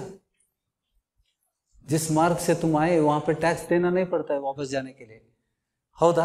ಈ ರೀತಿ ಎಲ್ಲ ನಡೀತಾ ಉಂಟು. ಅದಕ್ಕೆ ದೇವಜನರು ಸೇವೆ ಮಾಡೋದು ಒಳ್ಳೆಯದು. ನಾನು ಆಸೆ ಪಡ್ತೇನೆ ಈ ಸಭೆಯಲ್ಲಿ ಎಲ್ಲರೂ ಸೇವೆ ಮಾಡಬೇಕು. औरत या पुरुष हो, बिना सोचे सभी को सेवा करना है, लेकिन पवित्र आत्मा को प्राप्त करके. नहीं तो क्या होता है? सब जानते हैं ये पवित्र आत्मा इಲ್ಲದೆ ಏನಾಗ್ತಾ है? अनाथ है. अनाथ सेवक का वचन नहीं रुकते. योर स्ट्रगल विल बी, तो हमेशा 15 साल से 20 साल से सेवक, पास्टर मेरे लिए प्रेयर करो. क्या है? सभा का भाड़ा देने के लिए मेरे पास पैसा नहीं है. हाँ, क्या प्रार्थना शुरू किया, पास्टर और एक है, एक साथ में बोलो, बिल नहीं भरा 3 महीने से, इलेक्ट्रिसिटी का बिल आया है, फ्यूज लेके गए हैं, मैं अंधेरे में हूं, बच्चे का फीस नहीं भरा है. क्या है ये? परमेश्वर माझा मेंढपाळ है, मला उणे होणार नाही. तुला उणे व्हावं लागलं, तू परमेश्वर का मेंढपाळ है, तू मेंढपाळ बनावी. चलो, परमेश्वर माझा मेंढपाळ नहीं, तू मेंढपाळ बनकर तू भूखा सूखा रह रहा है. गलत है ना? ಎಷ್ಟೋ ಸೇವಕರು ಆ ರೀತಿ ಬಳಲ್ತಾ ಇದ್ದಾರೆ, ಕೇಳ್ತಾ ಇದ್ದಾರೆ. ಅವ್ರಿಗೀಗ ಹೆಂಡತಿ ಕಲಿಸ್ತಾಳೆ, ಬಾಯಿ ತೆಗೆದಿದ್ರೆ ಏನು ಸಿಗ್ತೈತ್ರಿ, ಭಿಕ್ಷಾ ಬೇಡಿದ್ರೆ ಮಾತ್ರ ಭಿಕ್ಷೆ ಕೊಡ್ತಾನೆ. ಮಗು ಹತ್ರ ತಾಯಿ ಹಾಲು ಕುಡಿಸ್ತಾಳೆ, ನೀವೇನು ಹೇಳ್ದೆ ಇದ್ರೆ ಹೆಂಗೆ ಕೊಡ್ತಾನೆ? ಎನ್ವೆಲೋಪ್ ಮಾಡ್ರಿ, ದಶಮ ಭಾಗಕ್ಕೆ ಒಂದು ಸಪ್ರೇಟ್ ಎನ್ವೆಲೋಪ್ ಮಾಡ್ರಿ, ಕಾಣಿಕೆಗೆ ಸಪ್ರೇಟ್ ಎನ್ವೆಲೋಪ್ ಮಾಡ್ರಿ. ಹೊಸ ಪ್ರಾಜೆಕ್ಟ್ ಬರ್ತಾವೆ, ಐಡಿಯಾಸ್ ಕೊಡ್ತಾರೆ. ಯಾರು ಕೊಡಾಕತ್ತಾರ? पवित्र आत्मा ना कौन मार्गदर्शन दे रहे? घर में बच्चे बीवी दे रहे, सलाह दे रहे, इस तरह से सेवा करना है आपको. ಹೆಂಗ್ರಿ, ಯಾವ ರೀತಿ ಸೇವೆ ಮಾಡಬೇಕು? ಪವಿತ್ರ ಆತ್ಮ ಭರಿತರಾಗಿ ಸೇವೆ ಮಾಡ್ರಿ, ಮೋಸ ಹೋಗ್ಬೇಡ್ರಿ. ದೇವರು ಒಳ್ಳೆಯವನು, ತುಂಬ ಒಳ್ಳೆಯವನು, ಎಂದಿಗೂ ಕೈ ಬಿಡುವುದಿಲ್ಲ, ಎಂದಿಗೂ ತೊರೆದಿಲ್ಲ ಅಂತ ಹೇಳಿದ್ದಾನೆ. ವಿಷಯಗಳನ್ನು ನಾವು ತಿಳ್ಕೋಬೇಕು. ಯಾವಾಗ ನೋಡಿ, ಲೆವೆಲ್ ಉಂಟಾ? ಮೊದಲನೇ 1000 ಮೊಳ, 1000 ಮೊಳ. ಪೈಲಾ ಜೋ ರಸ್ಸಿ ಮಾಫಾ है तो 1000 ಮೊಳ. 1000 ಮೊಳಕ್ಕೆ ನಿಮ್ಮಿಂದ ಜೀವ ಜಲದ ನದಿ ಹರಿಯುವುದು ಕಾಲು ಮುಳುಗ್ತದ. ವ್ಯಕ್ತಿ ಕೇಳುವಂಥ ವ್ಯಕ್ತಿಯ ಕಾಲುಗಳು ಮುಳುಗುತ್ತವೆ. ಇನ್ನೊಂದು ನೀವು ಬೆಳೆದಾಗ ಅವ್ರು 1000 ಪಾಯಿಂಟ್, ಇನ್ನೊಂದು 1000 ಮೊಳಕ್ಕೆ ಅದು ಮೊಣಕಾಲಿಗೆ ಬಂತು, ನಂತರ ಸೊಂಟಕ್ಕೆ ಬಂತು, ಆಮೇಲೆ ಈಜಾಡಕ್ಕೆ ಹತ್ಬಿಟ್ಟ. ನೀವು ಏನು ಹೇಳ್ತೀರಿ ಅದನ್ನು ನಾವು ಮಾಡ್ತೀವಿ. ಯಾಕೆಂದರೆ ನಿಮ್ಮಲ್ಲಿ ಹರಿಯುವಂಥ ಜೀವನದಿಗಳ ಹೊಳೆಗಳು ಅವರನ್ನು ಮುಟ್ಟುತ್ತಾ ಇದ್ದಾವೆ. ಗ್ರಹಿಸ್ತಾ ಇದ್ದೀರಾ? Come let's go back to the. ಮುಂದೆ ಏನಾಗ್ತದೆ? ಅಲ್ಲಿಗೆ ಅರ್ಧಕ್ಕೆ ಬಿಡೋದು ಬೇಡ. ಎಜಿಕೇಲ್ 47ರಲ್ಲಿ ನಾವು ಸಂಪೂರ್ಣವಾಗಿ ಮುಗಿಸುವ. 7वा ವಚನ से दोबारा पढ़ेंगे. ನಾನು ಹಿಂದಿರುಗಲು ಆಹಾ, ತೊರೆಯ 2 ದಡಗಳಲ್ಲಿ ಅನೇಕ ವೃಕ್ಷಗಳು ಕಾಣಿಸಿದವು. ತೊರೆಯ ಉಸ್ ಜಲ್ ಕೆ ದೋನೋ ಬಾಜು ವೃಕ್ಷ देखा गए. ಯಾರು ಬಿತ್ತಿದ್ರು? ಯಾರು ನೆಟ್ಟಿದ್ದು? ಆಗ ಅವನು ನನಗೆ ಹೀಗೆ ಹೇಳಿದನು, ಈ ಪ್ರವಾಹವು ಪೂರ್ವ ಪ್ರಾಂತಕ್ಕೆ ಹೊರಟು ಅರಬಾ ಎಂಬ ತಗ್ಗಿಗೆ ಇಳಿದು ಲವಣ ಸಮುದ್ರದ ಕಡೆಗೆ ಹರಿಯುವುದು. ದೇವಸ್ಥಾನದಿಂದ ಹೊರಟ ಪ್ರವಾಹವು ಲವಣ ಸಮುದ್ರಕ್ಕೆ ಸೇರಲು ಅದರ ನೀರು ಸಿಹಿಯಾಗುವುದು. ಲವಣ ಸಮುದ್ರದ ನೀರು ಉಪ್ಪು, ಅದರ ನೀರು ಸಿಹಿ ಆಗೋದು. ಯಾಕೆಂದ್ರೆ ಇದು ಪ್ರವಾಹ ಅಲ್ಲಿ ಹರಿಯಿತು. ಆ ಸಮುದ್ರಕ್ಕೆ ಹರಿದಾಗ ಆ ಸಮುದ್ರದ ನೀರು ಸಿಹಿ ಆಗ್ತದೆ. ಸಮುದ್ರದ ನೀರು ಉಪ್ಪಲ್ವಾ? ಉಪ್ಪು. ಈ ತೊರೆಯು ಎಲ್ಲೆಲ್ಲಿ ಹರಿಯುತ್ತದೋ ಅಲ್ಲಲ್ಲಿ ಗುಂಪು ಗುಂಪಾಗಿ ಚಲಿಸುವ ಸಕಲ ವಿಧವಾದ ಜಲಜಂತುಗಳು ಬದುಕಿ ಬಾಳಿದವು. ಮೀನುಗಳು ತಂಡೋಪತಂಡವಾಗಿ ಈ ನೀರು ಸಮುದ್ರಕ್ಕೆ ಬೀಳಲು ಆ ನೀರು ಸಿಹಿಯಾಗುವುದು. ಆ ತೊರೆಯು ಎಲ್ಲೆಲ್ಲಿ ಹರಿಯುತ್ತೋ ಅಲ್ಲೆಲ್ಲಿ ಜೀವ ಉಂಟಾಗುವುದು. ನಿತ್ಯ ಜೀವದ ವಿಷಯದಲ್ಲಿ ಮಾತಾಡ್ತಾ ಇದ್ದೇನೆ. ಆ ಜಲ ಎಲ್ಲೆಲ್ಲಿ ಹರಿತದೆ ಅಲ್ಲಿ ಜೀವ ಉಂಟಾಗೋದು. ಆಗ ಆ ಸಮುದ್ರದ ತೀರದಲ್ಲಿ ಬೆಸ್ತರು ನಿಂತಿರುವುದನ್ನು, ಎನ್ಗೆದೆಯಿಂದ ಮೀನು ಹಿಡಿಯುವ ಬೆಸ್ತರ, ಮನುಷ್ಯರು ಹಿಡಿಯುವುದು, ಮನುಷ್ಯರನ್ನು ಹಿಡಿಯುವ ಬೆಸ್ತರು. ಮೀನು ಏನು ಸೂಚಿಸ್ತದೆ? ವಿಶ್ವಾಸ. ಯೇಸು ಸ್ವಾಮಿ ಹೇಳಿದಾನ ಪೇತ್ರನಿಗೆ, ನಿಮ್ಮನ್ನ ಮನುಷ್ಯರನ್ನ, ಅವರು ಮೀನು ಹಿಡಿಯುವಂಥ ಬೆಸ್ತರಾಗಿದ್ರು, ನಿಮ್ಮನ್ನ ಮನುಷ್ಯರನ್ನು ಹಿಡಿಯುವಂಥ ಬೆಸ್ತರನ್ನಾಗಿ ಮಾಡ್ತೇನೆ ಅಂತ ಹೇಳ್ತಾನ. ಆಗ ಸಮುದ್ರದ ತೀರದಲ್ಲಿ 10ನೇ ವಚನ, ಬೆಸ್ತರು ನಿಂತಿರುವವರು ಎನ್ಗೆದೆಯಿಂದ ಎಗ್ಲಿಮಿನವರೆಗೂ ದಡವೆಲ್ಲ ಬಲೆ ಹಾಕುವ ಸ್ಥಳವಾಗುವುದು. ಬಗೆ ಬಗೆಯ ಮೀನುಗಳು ಮಹಾಸಾಗರದ ಮೀನುಗಳಂತೆ ಅವರಿಗೆ ರಾಶಿ ರಾಶಿಯಾಗಿ ಸುಕ್ಕವು. ಆದರೆ ಅದರ ಸುತ್ತಳ ಜೌಗು ನೆಲವು, ಸವಳು ಹೊಂಡಗಳು ಸಿಹಿಯಾಗಿರುವುದಿಲ್ಲ, ಅವು ಉಪ್ಪಿನ ಗಣಿಯಾಗುವುದು. ತೊರೆಯ 2 ದಡಗಳಲ್ಲಿ ಸಕಲ ಫಲವೃಕ್ಷಗಳು ಬೆಳೆಯುವು. ಅವುಗಳ ಎಲೆ ಬಾಡದು, ಹಣ್ಣು ತೀರದು. ತೊರೆಯ ನೀರು ಪವಿತ್ರಾಲಯದೊಳಗಿಂದ ಹೊರಟು ಬರುವ ಕಾರಣ ಅವು ತಿಂಗಳು ಹೊಸ ಫಲಗಳನ್ನು ಕೊಡುತ್ತಲಿರುವವು. ಅವುಗಳ ಹಣ್ಣು ಆಹಾರಕ್ಕೂ ಸೊಪ್ಪು ಔಷಧಕ್ಕೂ ಅನುಕೂಲಿಸುವುದು. ಇದನ್ನು ಮತ್ತೆ ಪ್ರಕಟಣೆ ಗ್ರಂಥ 22ನೇ ಅಧ್ಯಾಯದಲ್ಲಿ ಬರೆಯಲ್ಪಟ್ಟಿದೆ. ಏನು ಅಂತ ಈ ಎಲೆಗಳು, ಹೌದಾ? ಸೇವಕರು ಎಲ್ಲಿ ಉತ್ಪನ್ನ ಆಗ್ತಾರೆ?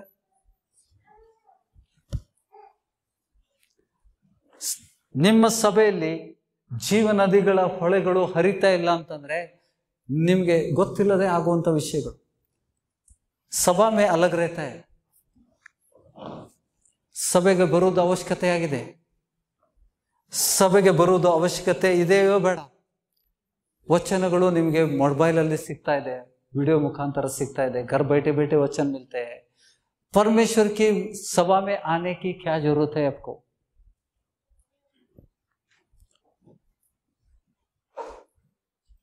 ಆ ಹೊಳೆಯಲ್ಲಿ ನೀವು ಹರಿಬೇಕು. ಹರಿತಾ ಇರ್ತೀರಿ, ಕೆಲವೊಬ್ರು ತೇಲಾಡ್ತಾ ಇರ್ತೀರಿ, ಈಜಾಡ್ತಾ ಇರ್ತೀರಿ. ಕೆಲವೊಬ್ರು ಕಾಲಿನ ಮಟ್ಟಿಗೆ ಮಾತ್ರ ಬಂದಿರ್ತದೆ, ಕೆಲವೊಬ್ಬರಿಗೆ ಮೊಣಕಾಲವರಿಗೆ, ಕೆಲವೊಬ್ಬರಿಗೆ ಸೊಂಟದಷ್ಟು ಮುಳುಗೋಷ್ಟು, ಕೆಲವೊಬ್ರು ಈಜಾಡ್ತಾರೆ. ಈಜಾಡಿದವ್ರಿಗೆ ಪವಿತ್ರಾತ್ಮನ ಸ್ಪರ್ಶಗಳು ಅನುಭವಿಸ್ತಾರೆ, ನಿಯಂತ್ರಣ ಕಳ್ಕೊಳ್ತಾರೆ. ಸಭೆಯಲ್ಲಿ ನಿಯಂತ್ರಣ ಕಳ್ಕೊತೀರಾ? ಪವಿತ್ರಾತ್ಮನ ಮುಟ್ತಾನ? ಪವಿತ್ರಾತ್ಮ छूता है सभा में? ಏನಾಗ್ತದೆ? जब छूता है कुछ ना कुछ होता है. ನೀವು ಬಂದಾಗ ಪವಿತ್ರಾತ್ಮನ ಶಕ್ತಿ ಚಲಿಸ್ತಾನೆ ಇರ್ತದೆ. ಪವಿತ್ರಾತ್ಮನ ಶಕ್ತಿ ಸಭೆಯಲ್ಲಿ ಚಲಿಸ್ತಾ ಇರ್ತದೆ. ಅದು ನಿಮ್ಮನ್ನ ಸ್ವಸ್ಥತೆ ಕೊಡುವಂಥದ್ದು. उधर क्या लिखा है देखो, 12वां वचन में क्या लिखा है? ತೊರೆಯ ಎರಡು ದಡಗಳಲ್ಲಿ ಸಕಲ ವೃಕ್ಷಗಳು ಬೆಳೆಯುವು, ಅವುಗಳ ಎಲೆ ಬಾಡದು, ಹಣ್ಣು ತೀರದು. ತೊರೆಯ ನೀರು ಪವಿತ್ರಾಲಯದೊಳಗಿಂದ ಹೊರಟು ಬರುವ ಕಾರಣ ಅವು ತಿಂಗಳು ತಿಂಗಳಲ್ಲಿ ಹೊಸ ಫಲವನ್ನು ಕೊಡುತ್ತಲಿರುವು. ಅವುಗಳ ಹಣ್ಣು ಆಹಾರಕ್ಕೂ ಸೊಪ್ಪು ಔಷಧಿಗೂ ಅನುಕೂಲಿಸುವುದು.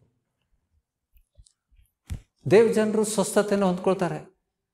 सभा में मैं आज गई थी, मेरे घुटनों में दर्द था, वापस मैं चलते आ रही थी, मुझे दर्द महसूस नहीं हुआ. ಸ್ವಸ್ಥತೆ ಇರ್ತದೆ. ಆ ಜೀವ ಜಲ ನಿಮ್ಗೆ ಏನಾಗ್ತದೆ? ಪವಿತ್ರಾತ್ಮನ ಜಲ ನಿಮ್ಗೆ ಸ್ವಸ್ಥತೆಯನ್ನು ಕೊಡ್ತದೆ. ಇದನ್ನು ನಾವು ಸಭೆಯಲ್ಲಿ जब हम हाथ पकड़कर शुरू किया था, जनवरी में शुरू किया था हमने, तब से आज तक कर रहे हैं, लेकिन अभी छोड़ दिया. ಈಗ तुमको जितना जरूरत नहीं है, ಮೊದಲಿನಷ್ಟು ಪ್ರಬಲವಾಗಿ ಅದು ಕಾರ್ಯ ಮಾಡೋದಿಲ್ಲ. ಕ್ಯೂಂಕಿ आपको छुटकारा मिला है. ಹೌದಾ? ಜೀವ ಜಲ ನಿಮ್ಮನ್ನು ಮುಟ್ಟಿದಾಗ ಏನಾಗ್ತದೆ? जीवन की जल तुमको छूती है तो क्या होता है? ಯಾರು ಇದ್ದೀರಾ ಇಲ್ಲಿ? ಇದ್ದೀರಾ? ನಾನು ಗೋಡೆಗಳ ಜೊತೆಗೆ ಮಾತಾಡ್ತಾ ಇಲ್ಲ ಅಂತ ನಂಬಿದ್ದೇನೆ. ಕೇಳ್ತಾ ಇದ್ದೀರಲ್ಲ? ನಿಮ್ಗೆ ಮುಟ್ಟಿದಾಗ, ಪ್ರಾರ್ಥನೆ ಮಾಡಿದಾಗ, ಸಭೆಗೆ ನೀವು ಬಂದಾಗ ದೇವರಾತ್ಮನ ಸ್ಪರ್ಶಗಳಾಗ್ತವೆ. ಆರಾಧನೆ ಮಾಡುವಂಥ ಸಮಯದಲ್ಲಿ ದೇವರಾತ್ಮನ ಪ್ರಸನ್ನತೆ ಇಳಿದು ಬರ್ತದೆ. ಆ ಸಮಯದಲ್ಲಿ ನೀವು ಆ ಸ್ಪರ್ಶವನ್ನು ಅನುಭವಿಸ್ತೀರಿ. ಆ ಸ್ಪರ್ಶ ನಿಮಗೆ ಬಿಡುಗಡೆ ಕೊಡ್ತದೆ. ಆಮೇಲೆ ಮೊದಲಿದ್ದ ಆಗೋದಿಲ್ಲ. ಕೆಲವೊಮ್ಮೆ ನಾನು ಉದಾಹರಣೆಯಾಗಿ ಹೇಳ್ತಾನೆ, ಯಾರಿಗೂ ವೈಯಕ್ತಿಕವಾಗಿ ಇಲ್ಲಿದ್ದಂಥ ವ್ಯಕ್ತಿಗೆ ಸಂಬಂಧಪಟ್ಟಿದ್ದೇ ಅದು, ಆದರೆ ನಾನು ಅವ್ರ ವಿಷಯದಲ್ಲಿ ಹೇಳ್ತಾ ಇಲ್ಲ. ಕೆಲವೊಮ್ಮೆ ನಮಗೆ ಸೈತಾನನ ಶಕ್ತಿಗಳು ಕಾಡ್ತಾ ಇರ್ತವೆ. ಇಲ್ಲಿ ದೇವರ ವಚನ ಸಿಗ್ತದೆ, ಜ್ಞಾನ ಸಿಗ್ತದೆ, ಅಶುದ್ಧ ವಸ್ತುಗಳನ್ನು ನೀವು ತೆಗೆದು ಹಾಕ್ಲಿಕ್ಕೆ ಶುರು ಮಾಡ್ತೀರಿ. वचन सुनने के बाद अशुद्ध वस्तुओं को तुम निकालते हो तो क्या होता है? ಸಂಪೂರ್ಣ ಬಿಡುಗಡೆ ಸಿಗ್ತದೆ ನಿಮಗೆ. ಸಂಪೂರ್ಣ ಬಿಡುಗಡೆ ಸಿಗ್ತದೆ. ಆ ಅಭಿಷೇಕದ ಪ್ರಾರ್ಥನೆಯಿಂದ ನೀವು ಮನೆಗೆ ಹೋಗಿ ನಿಮ್ಮ ಆಹಾರ ಧಾನ್ಯಗಳಲ್ಲಿ ಸಿಲಿಂಡರ್ ಮೇಲೆ ನೀವು ಕೈ ಇಟ್ಟು ಪ್ರಾರ್ಥನೆ ಮಾಡಿದಾಗ ಅಲ್ಲಿ ಕೂಡ ಕಾರ್ಯ ಮಾಡ್ತದೆ. समझ रहे आप? आखिर क्या करना है? ಇಲ್ಲಿ ಬಂದಿದ್ದು ಸಿಲಿಂಡರ್ಗೋಸ್ಕರ ಬಂದಿದ್ದೀರಾ? ಆಹಾರ ಧಾನ್ಯದಲ್ಲಿ ಆಶೀರ್ವಾದ ಆಗ್ಲಿಕ್ಕೆ ಬಂದಿದ್ದೀರಾ? ನಿತ್ಯ ಜೀವ ಬೇಕಲ್ಲ, ನೀವು ಫಲ ಕೊಡಬೇಕಾ? तुमको फल देना है, इसके लिए तुमको भी पवित्र आत्मा को प्राप्त करना है. तुम ऐसा ही स्वार्थ बोल कर आओ, 1000 लोगों को स्वार्थ बोलो.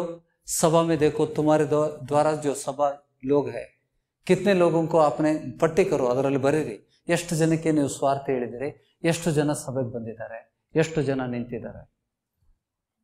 ಗ್ರಹಿಸ್ತಾ ಇದ್ದೀರಾ? ದೇವರ ಆತ್ಮನು ಫಲಗಳನ್ನು ತಂದು ಹಾಕ್ತಾನೆ. ತನ್ನ ಕುರಿಗಳು ಯಾರಂತ ದೇವ್ರ ಗೊತ್ತುಂಟಲ್ಲ.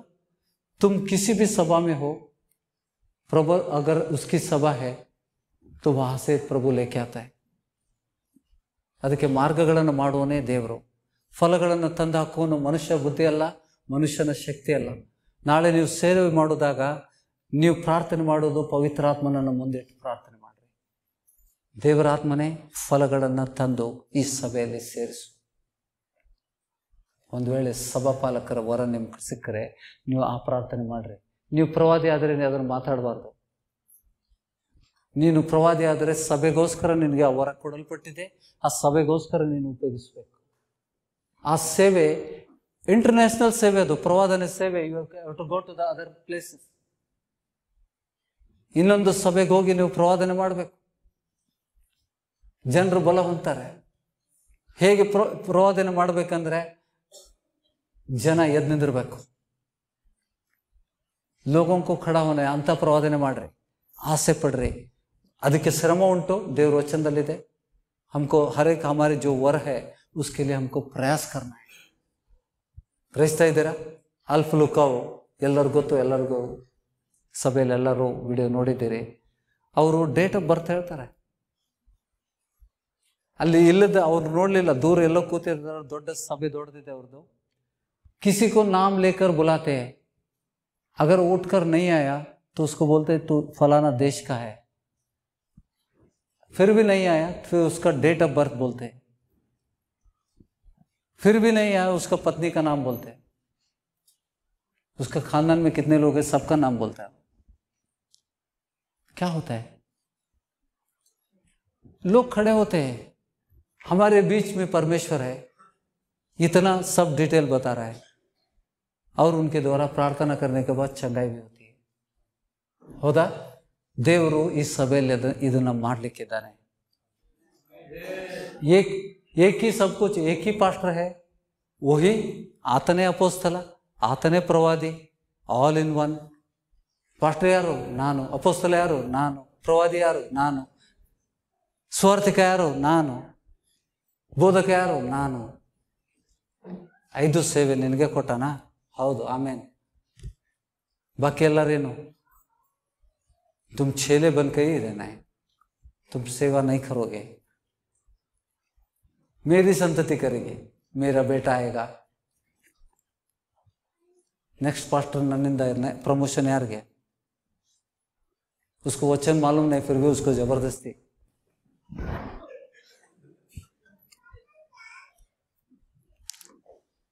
ಯೋಗ್ಯರಾದವರು ಮುಂದೆ ಬರಬೇಕು.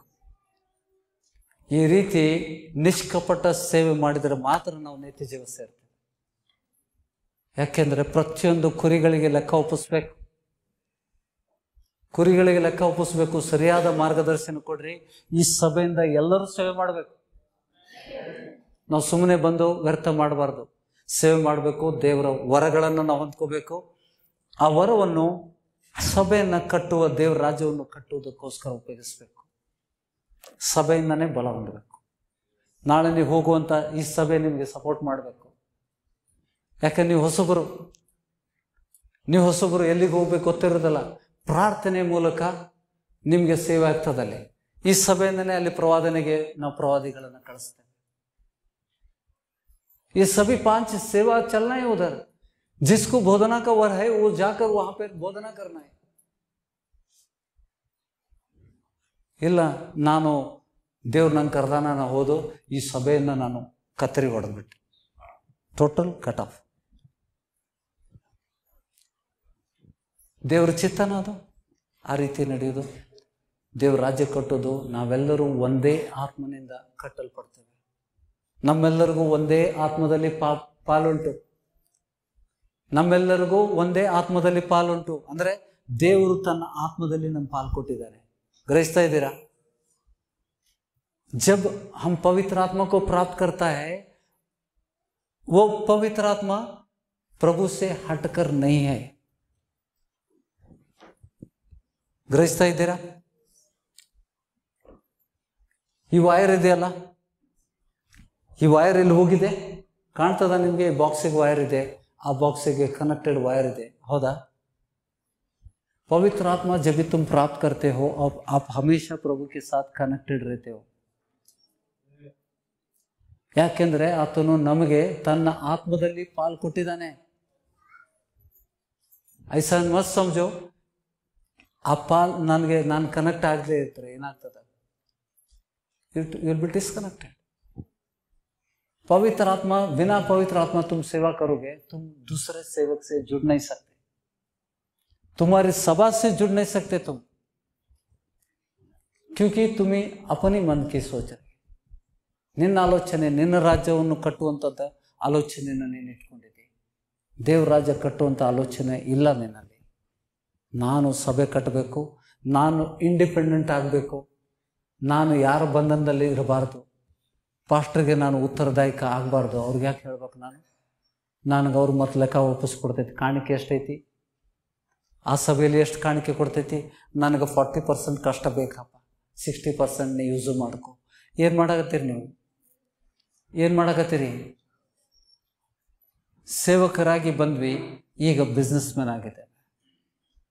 ಕಡೆಗೆ ನನಗಂತದ್ದು 40 ಯಾಕೆ ಕೊಡಬೇಕು ಅವ್ರಿಗೆ? ಬಿಸ್ನೆಸ್ ಶುರು ಆಯ್ತಾ, ಸ್ವಲ್ಪ ದಿವಸ ಆದ್ಕೊಳ್ಳೆ 40 ಯಾಕೆ ಕೊಡ್ಬೇಕಾ? ನಾವು ಮಾಡಾಕತ್ತೀವಲ್ಲ, ಅಲ್ಲ ನಮಗೂ ನಿಮ್ಗೆ ಏನು ಸಂಬಂಧ ಇಲ್ಲ, ಪಾಸ್ಟ್ರಿಗೆ ಬರಬೇಡ್ರಿ ನೀವು, ನಮಗೂ ನೀವು ಏನು ಸಂಬಂಧ ಇಲ್ಲ, ಬರಬೇಡ್ರಿ ಅಂತ ಹೇಳ್ತೀವಿ. ಇದು ಎಲ್ಲ ಲೋಕದಲ್ಲಿ ನಡೆಯುವಂಥದ್ದನ್ನು ನಾನು ಹೇಳ್ತಾ ಇದ್ದೇನೆ. ದೇವರ ಆತ್ಮ ಹೊಂದ್ಕೊಂಡ್ರೆ ನಿಮ್ಗೆ ಏನು ಬೇಕಾಗಿಲ್ಲ, ಯಾವ ಪಾರ್ಟ್ನರ್ಶಿಪ್ ಬೇಕಾಗಿಲ್ಲ. ಯಾರ ಜೊತೆಗೆ ಪಾರ್ಟ್ನರ್ಶಿಪ್ ಮಾಡ್ಕೋಬೇಕು? ಪವಿತ್ರ ಆತ್ಮನ ಜೊತೆಗೆ ಪಾರ್ಟ್ನರ್ಶಿಪ್ ಮಾಡಿ ಸಭೆಯಿಂದ ಅನೇಕ ಸೇವಕರು ಹೇಳಬೇಕು. सेवा के लिए जो वचन तुम सुनते हैं उस वचन के उसका प्रतिफल क्या है? ಗಮನಿಸಿದ್ದೀರಾ? ಥೋಡಿ ದೇರ್ के लिए ಎಲ್ಲರೂ ವಿಚಾರ ಮಾಡಿ, ನೀವು ಯಾವ ದೇವತೆಗೆ ಬಂದಿದ್ದೀರಿ ಈ ಸಭೆಗೆ? तब से अब तक कुछ बदलाव हुआ है? तुमको खुद परीक्षा करना है. ನಿಮ್ಮಲ್ಲಿ ಬದಲಾವಣೆ ಆಗಿದೆಯಾ? ಆತ್ಮಿಕವಾಗಿ ಪ್ಲಸ್ ಫಿಸಿಕಲ್ ಆಲ್ಸೋ, ಎರಡೂ ಇದೆ. ವೃದ್ಧಿ ಇರಬೇಕು. ಆತ್ಮಿಕವಾಗಿ you have to grow, physically ಆಶೀರ್ವಾದಗಳು ನಿಮ್ಮನ್ನು ಹಿಂಬಾಲಿಸ್ತಾ ಇದ್ದಾವ. ದೇವರು ಆಶೀರ್ವಾದ ಮಾಡಿದಾನ. ರೋಗರಹಿತ ಜೀವಿತ ಜೀವಿಸ್ತಾ ಇದ್ದೇವ. ಹಿಂದೆ ಇರುವಂಥ ರೋಗಗಳು ನಮ್ಮನ್ನು ಕಾಡ್ತಾ ಇಲ್ಲ. ನಮಗೆ ಕೊರತೆಗಳು ಇಲ್ಲ. ನಾವು ಯಾರ ಹತ್ರ ಕೈ ಬೇಡುವಂಥದ್ದು ಅವಶ್ಯಕತೆ ಇಲ್ಲ. ಸಾಲಗಳನ್ನು ದೇವರು ತೆಗೆದಿದ್ದಾನೆ. ಸಾಲದಲ್ಲಿದ್ವಿ, ಸಾಲದಿಂದ ನಮಗೆ ಬಿಡುಗಡೆ ಆಗಿದೆ. ಇದು ಆಗ್ತಾ ಇಲ್ಲ ಅಂತಂದ್ರೆ you are wasting your time. अगर ये सब नहीं हो रहा है, तुम आकर सभा में सो रहे हो.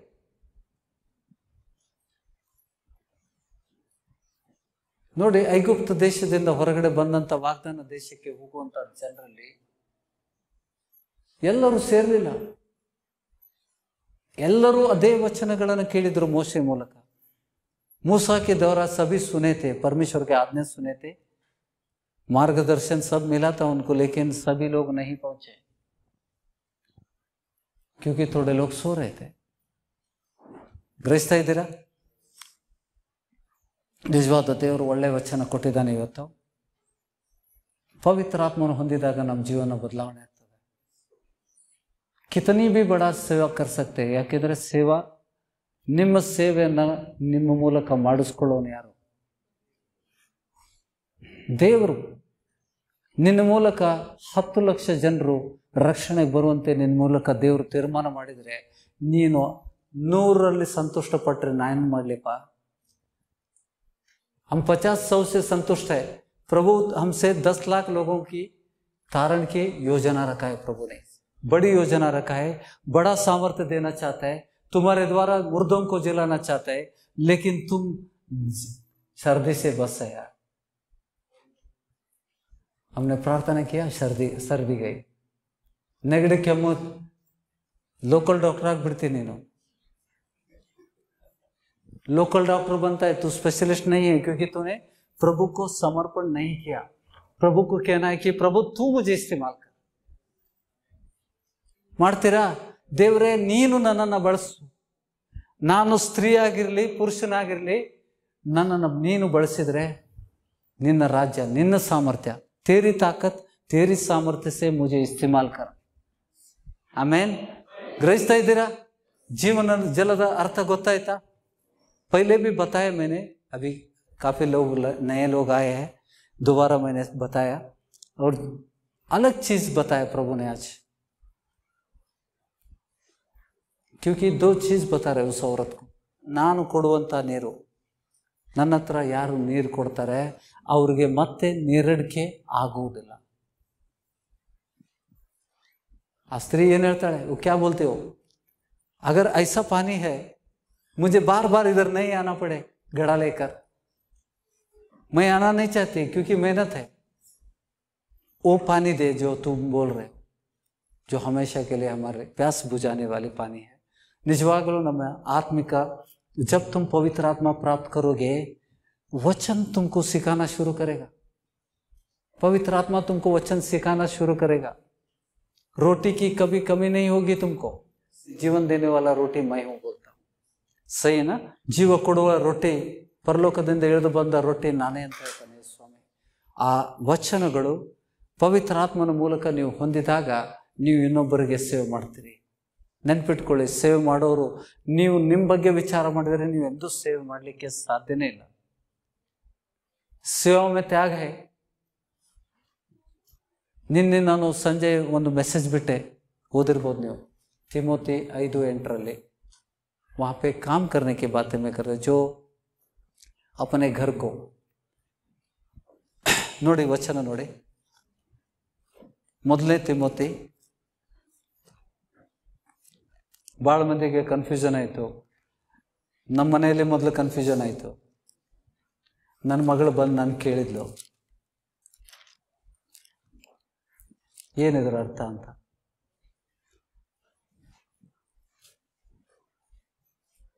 ಎಂಟನೇ ವಚನ 5:8.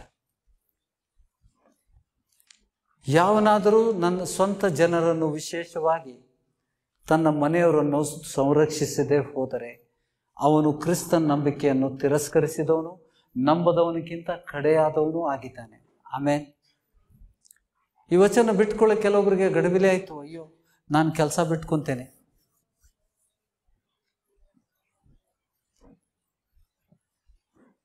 ನನಗೂ ಅನ್ವಯಿಸ್ತದ ಈ ವಚನ, ನನಗೂ ಅನ್ವಯಿಸ್ತದ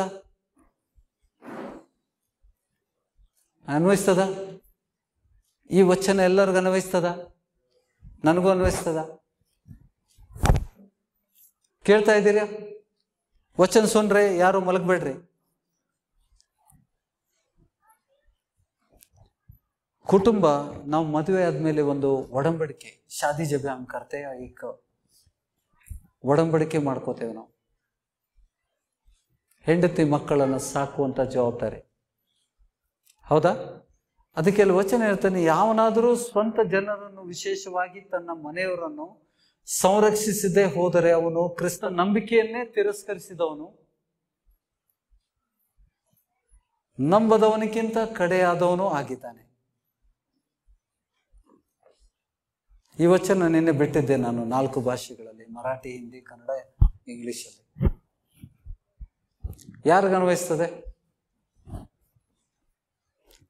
ಸೇವೆ ಮಾಡುವಂತ ಜನರಿಗೆ ದೇವರು ಒದಗಿಸ್ತಾನೆ. जो सेवा कर रहे हैं उनको प्रभु ಆಳು ಅಂಬಲಿಗೆ ಯೋಗ್ಯ ಅಷ್ಟೇ ಅಂತ ಹೇಳ್ತಾನೆ, ಹೌದಾ?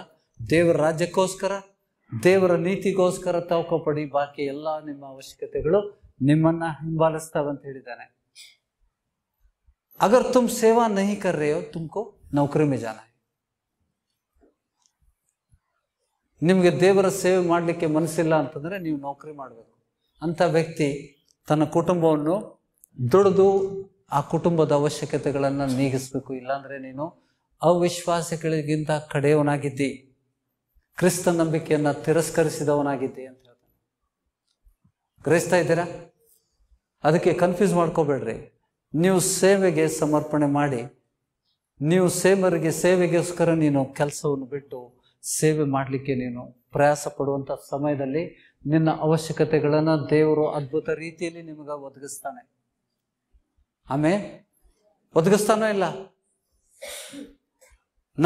ನಾನು ದುಡಿಯುವಂತ ಸಮಯದಲ್ಲಿ 2011ರವರೆಗೆ ನನ್ನ ಕುಟುಂಬಕ್ಕೆ ನಾನು ಒದಗಿಸ್ತಾ ಇದ್ದೆ. ನನ್ನ ಕುಟುಂಬಕ್ಕೆ ನಾನು ದುಡಿದು ಒದಗಿಸ್ತಾ ಇದ್ದೆ. ಯಾವಾಗ ನಾನು ಸೇವೆಗೆ ಪ್ರತ್ಯೇಕಿಸಿಕೊಂಡಾಗ ಕೆಲಸವನ್ನು ಬಿಟ್ಟೆ. ಈಗಲೂ ಕುಟುಂಬಕ್ಕೆ ಒದಗಿಸ್ತಾ ಇದ್ದೆ ನಾನು. अभी भी मेरे कुटुंब की पोषण कर रहा हूं मैं. ತಿಂಗಳಿಗೆ ಬೇಕಾದ ಅವಶ್ಯಕತೆಗಳನ್ನು ಒದಗಿಸ್ತಾ ಇದ್ದೇನೆ. ಗ್ರಹಿಸ್ತಾ ಇದ್ದೀರಾ? ಯಾರು ಒದಗಿಸ್ತಾ ಇದ್ದಾರೆ? ನನಗೆ ಒದಗಿಸ್ಬೇಕು ಹೌದಲ್ಲ? ನನ್ನ ಮಕ್ಕಳಿಗೆ ನಾನು ಕೊಡ್ಲಿಕ್ಕೆ ಅಧಿಕಾರ ಇಲ್ಲ? ಸೇವೆ ಮಾಡುವವರಿಗೆ ದೇವರು ಕೊರತೆಯಲ್ಲಿ ಇರುವುದಿಲ್ಲ.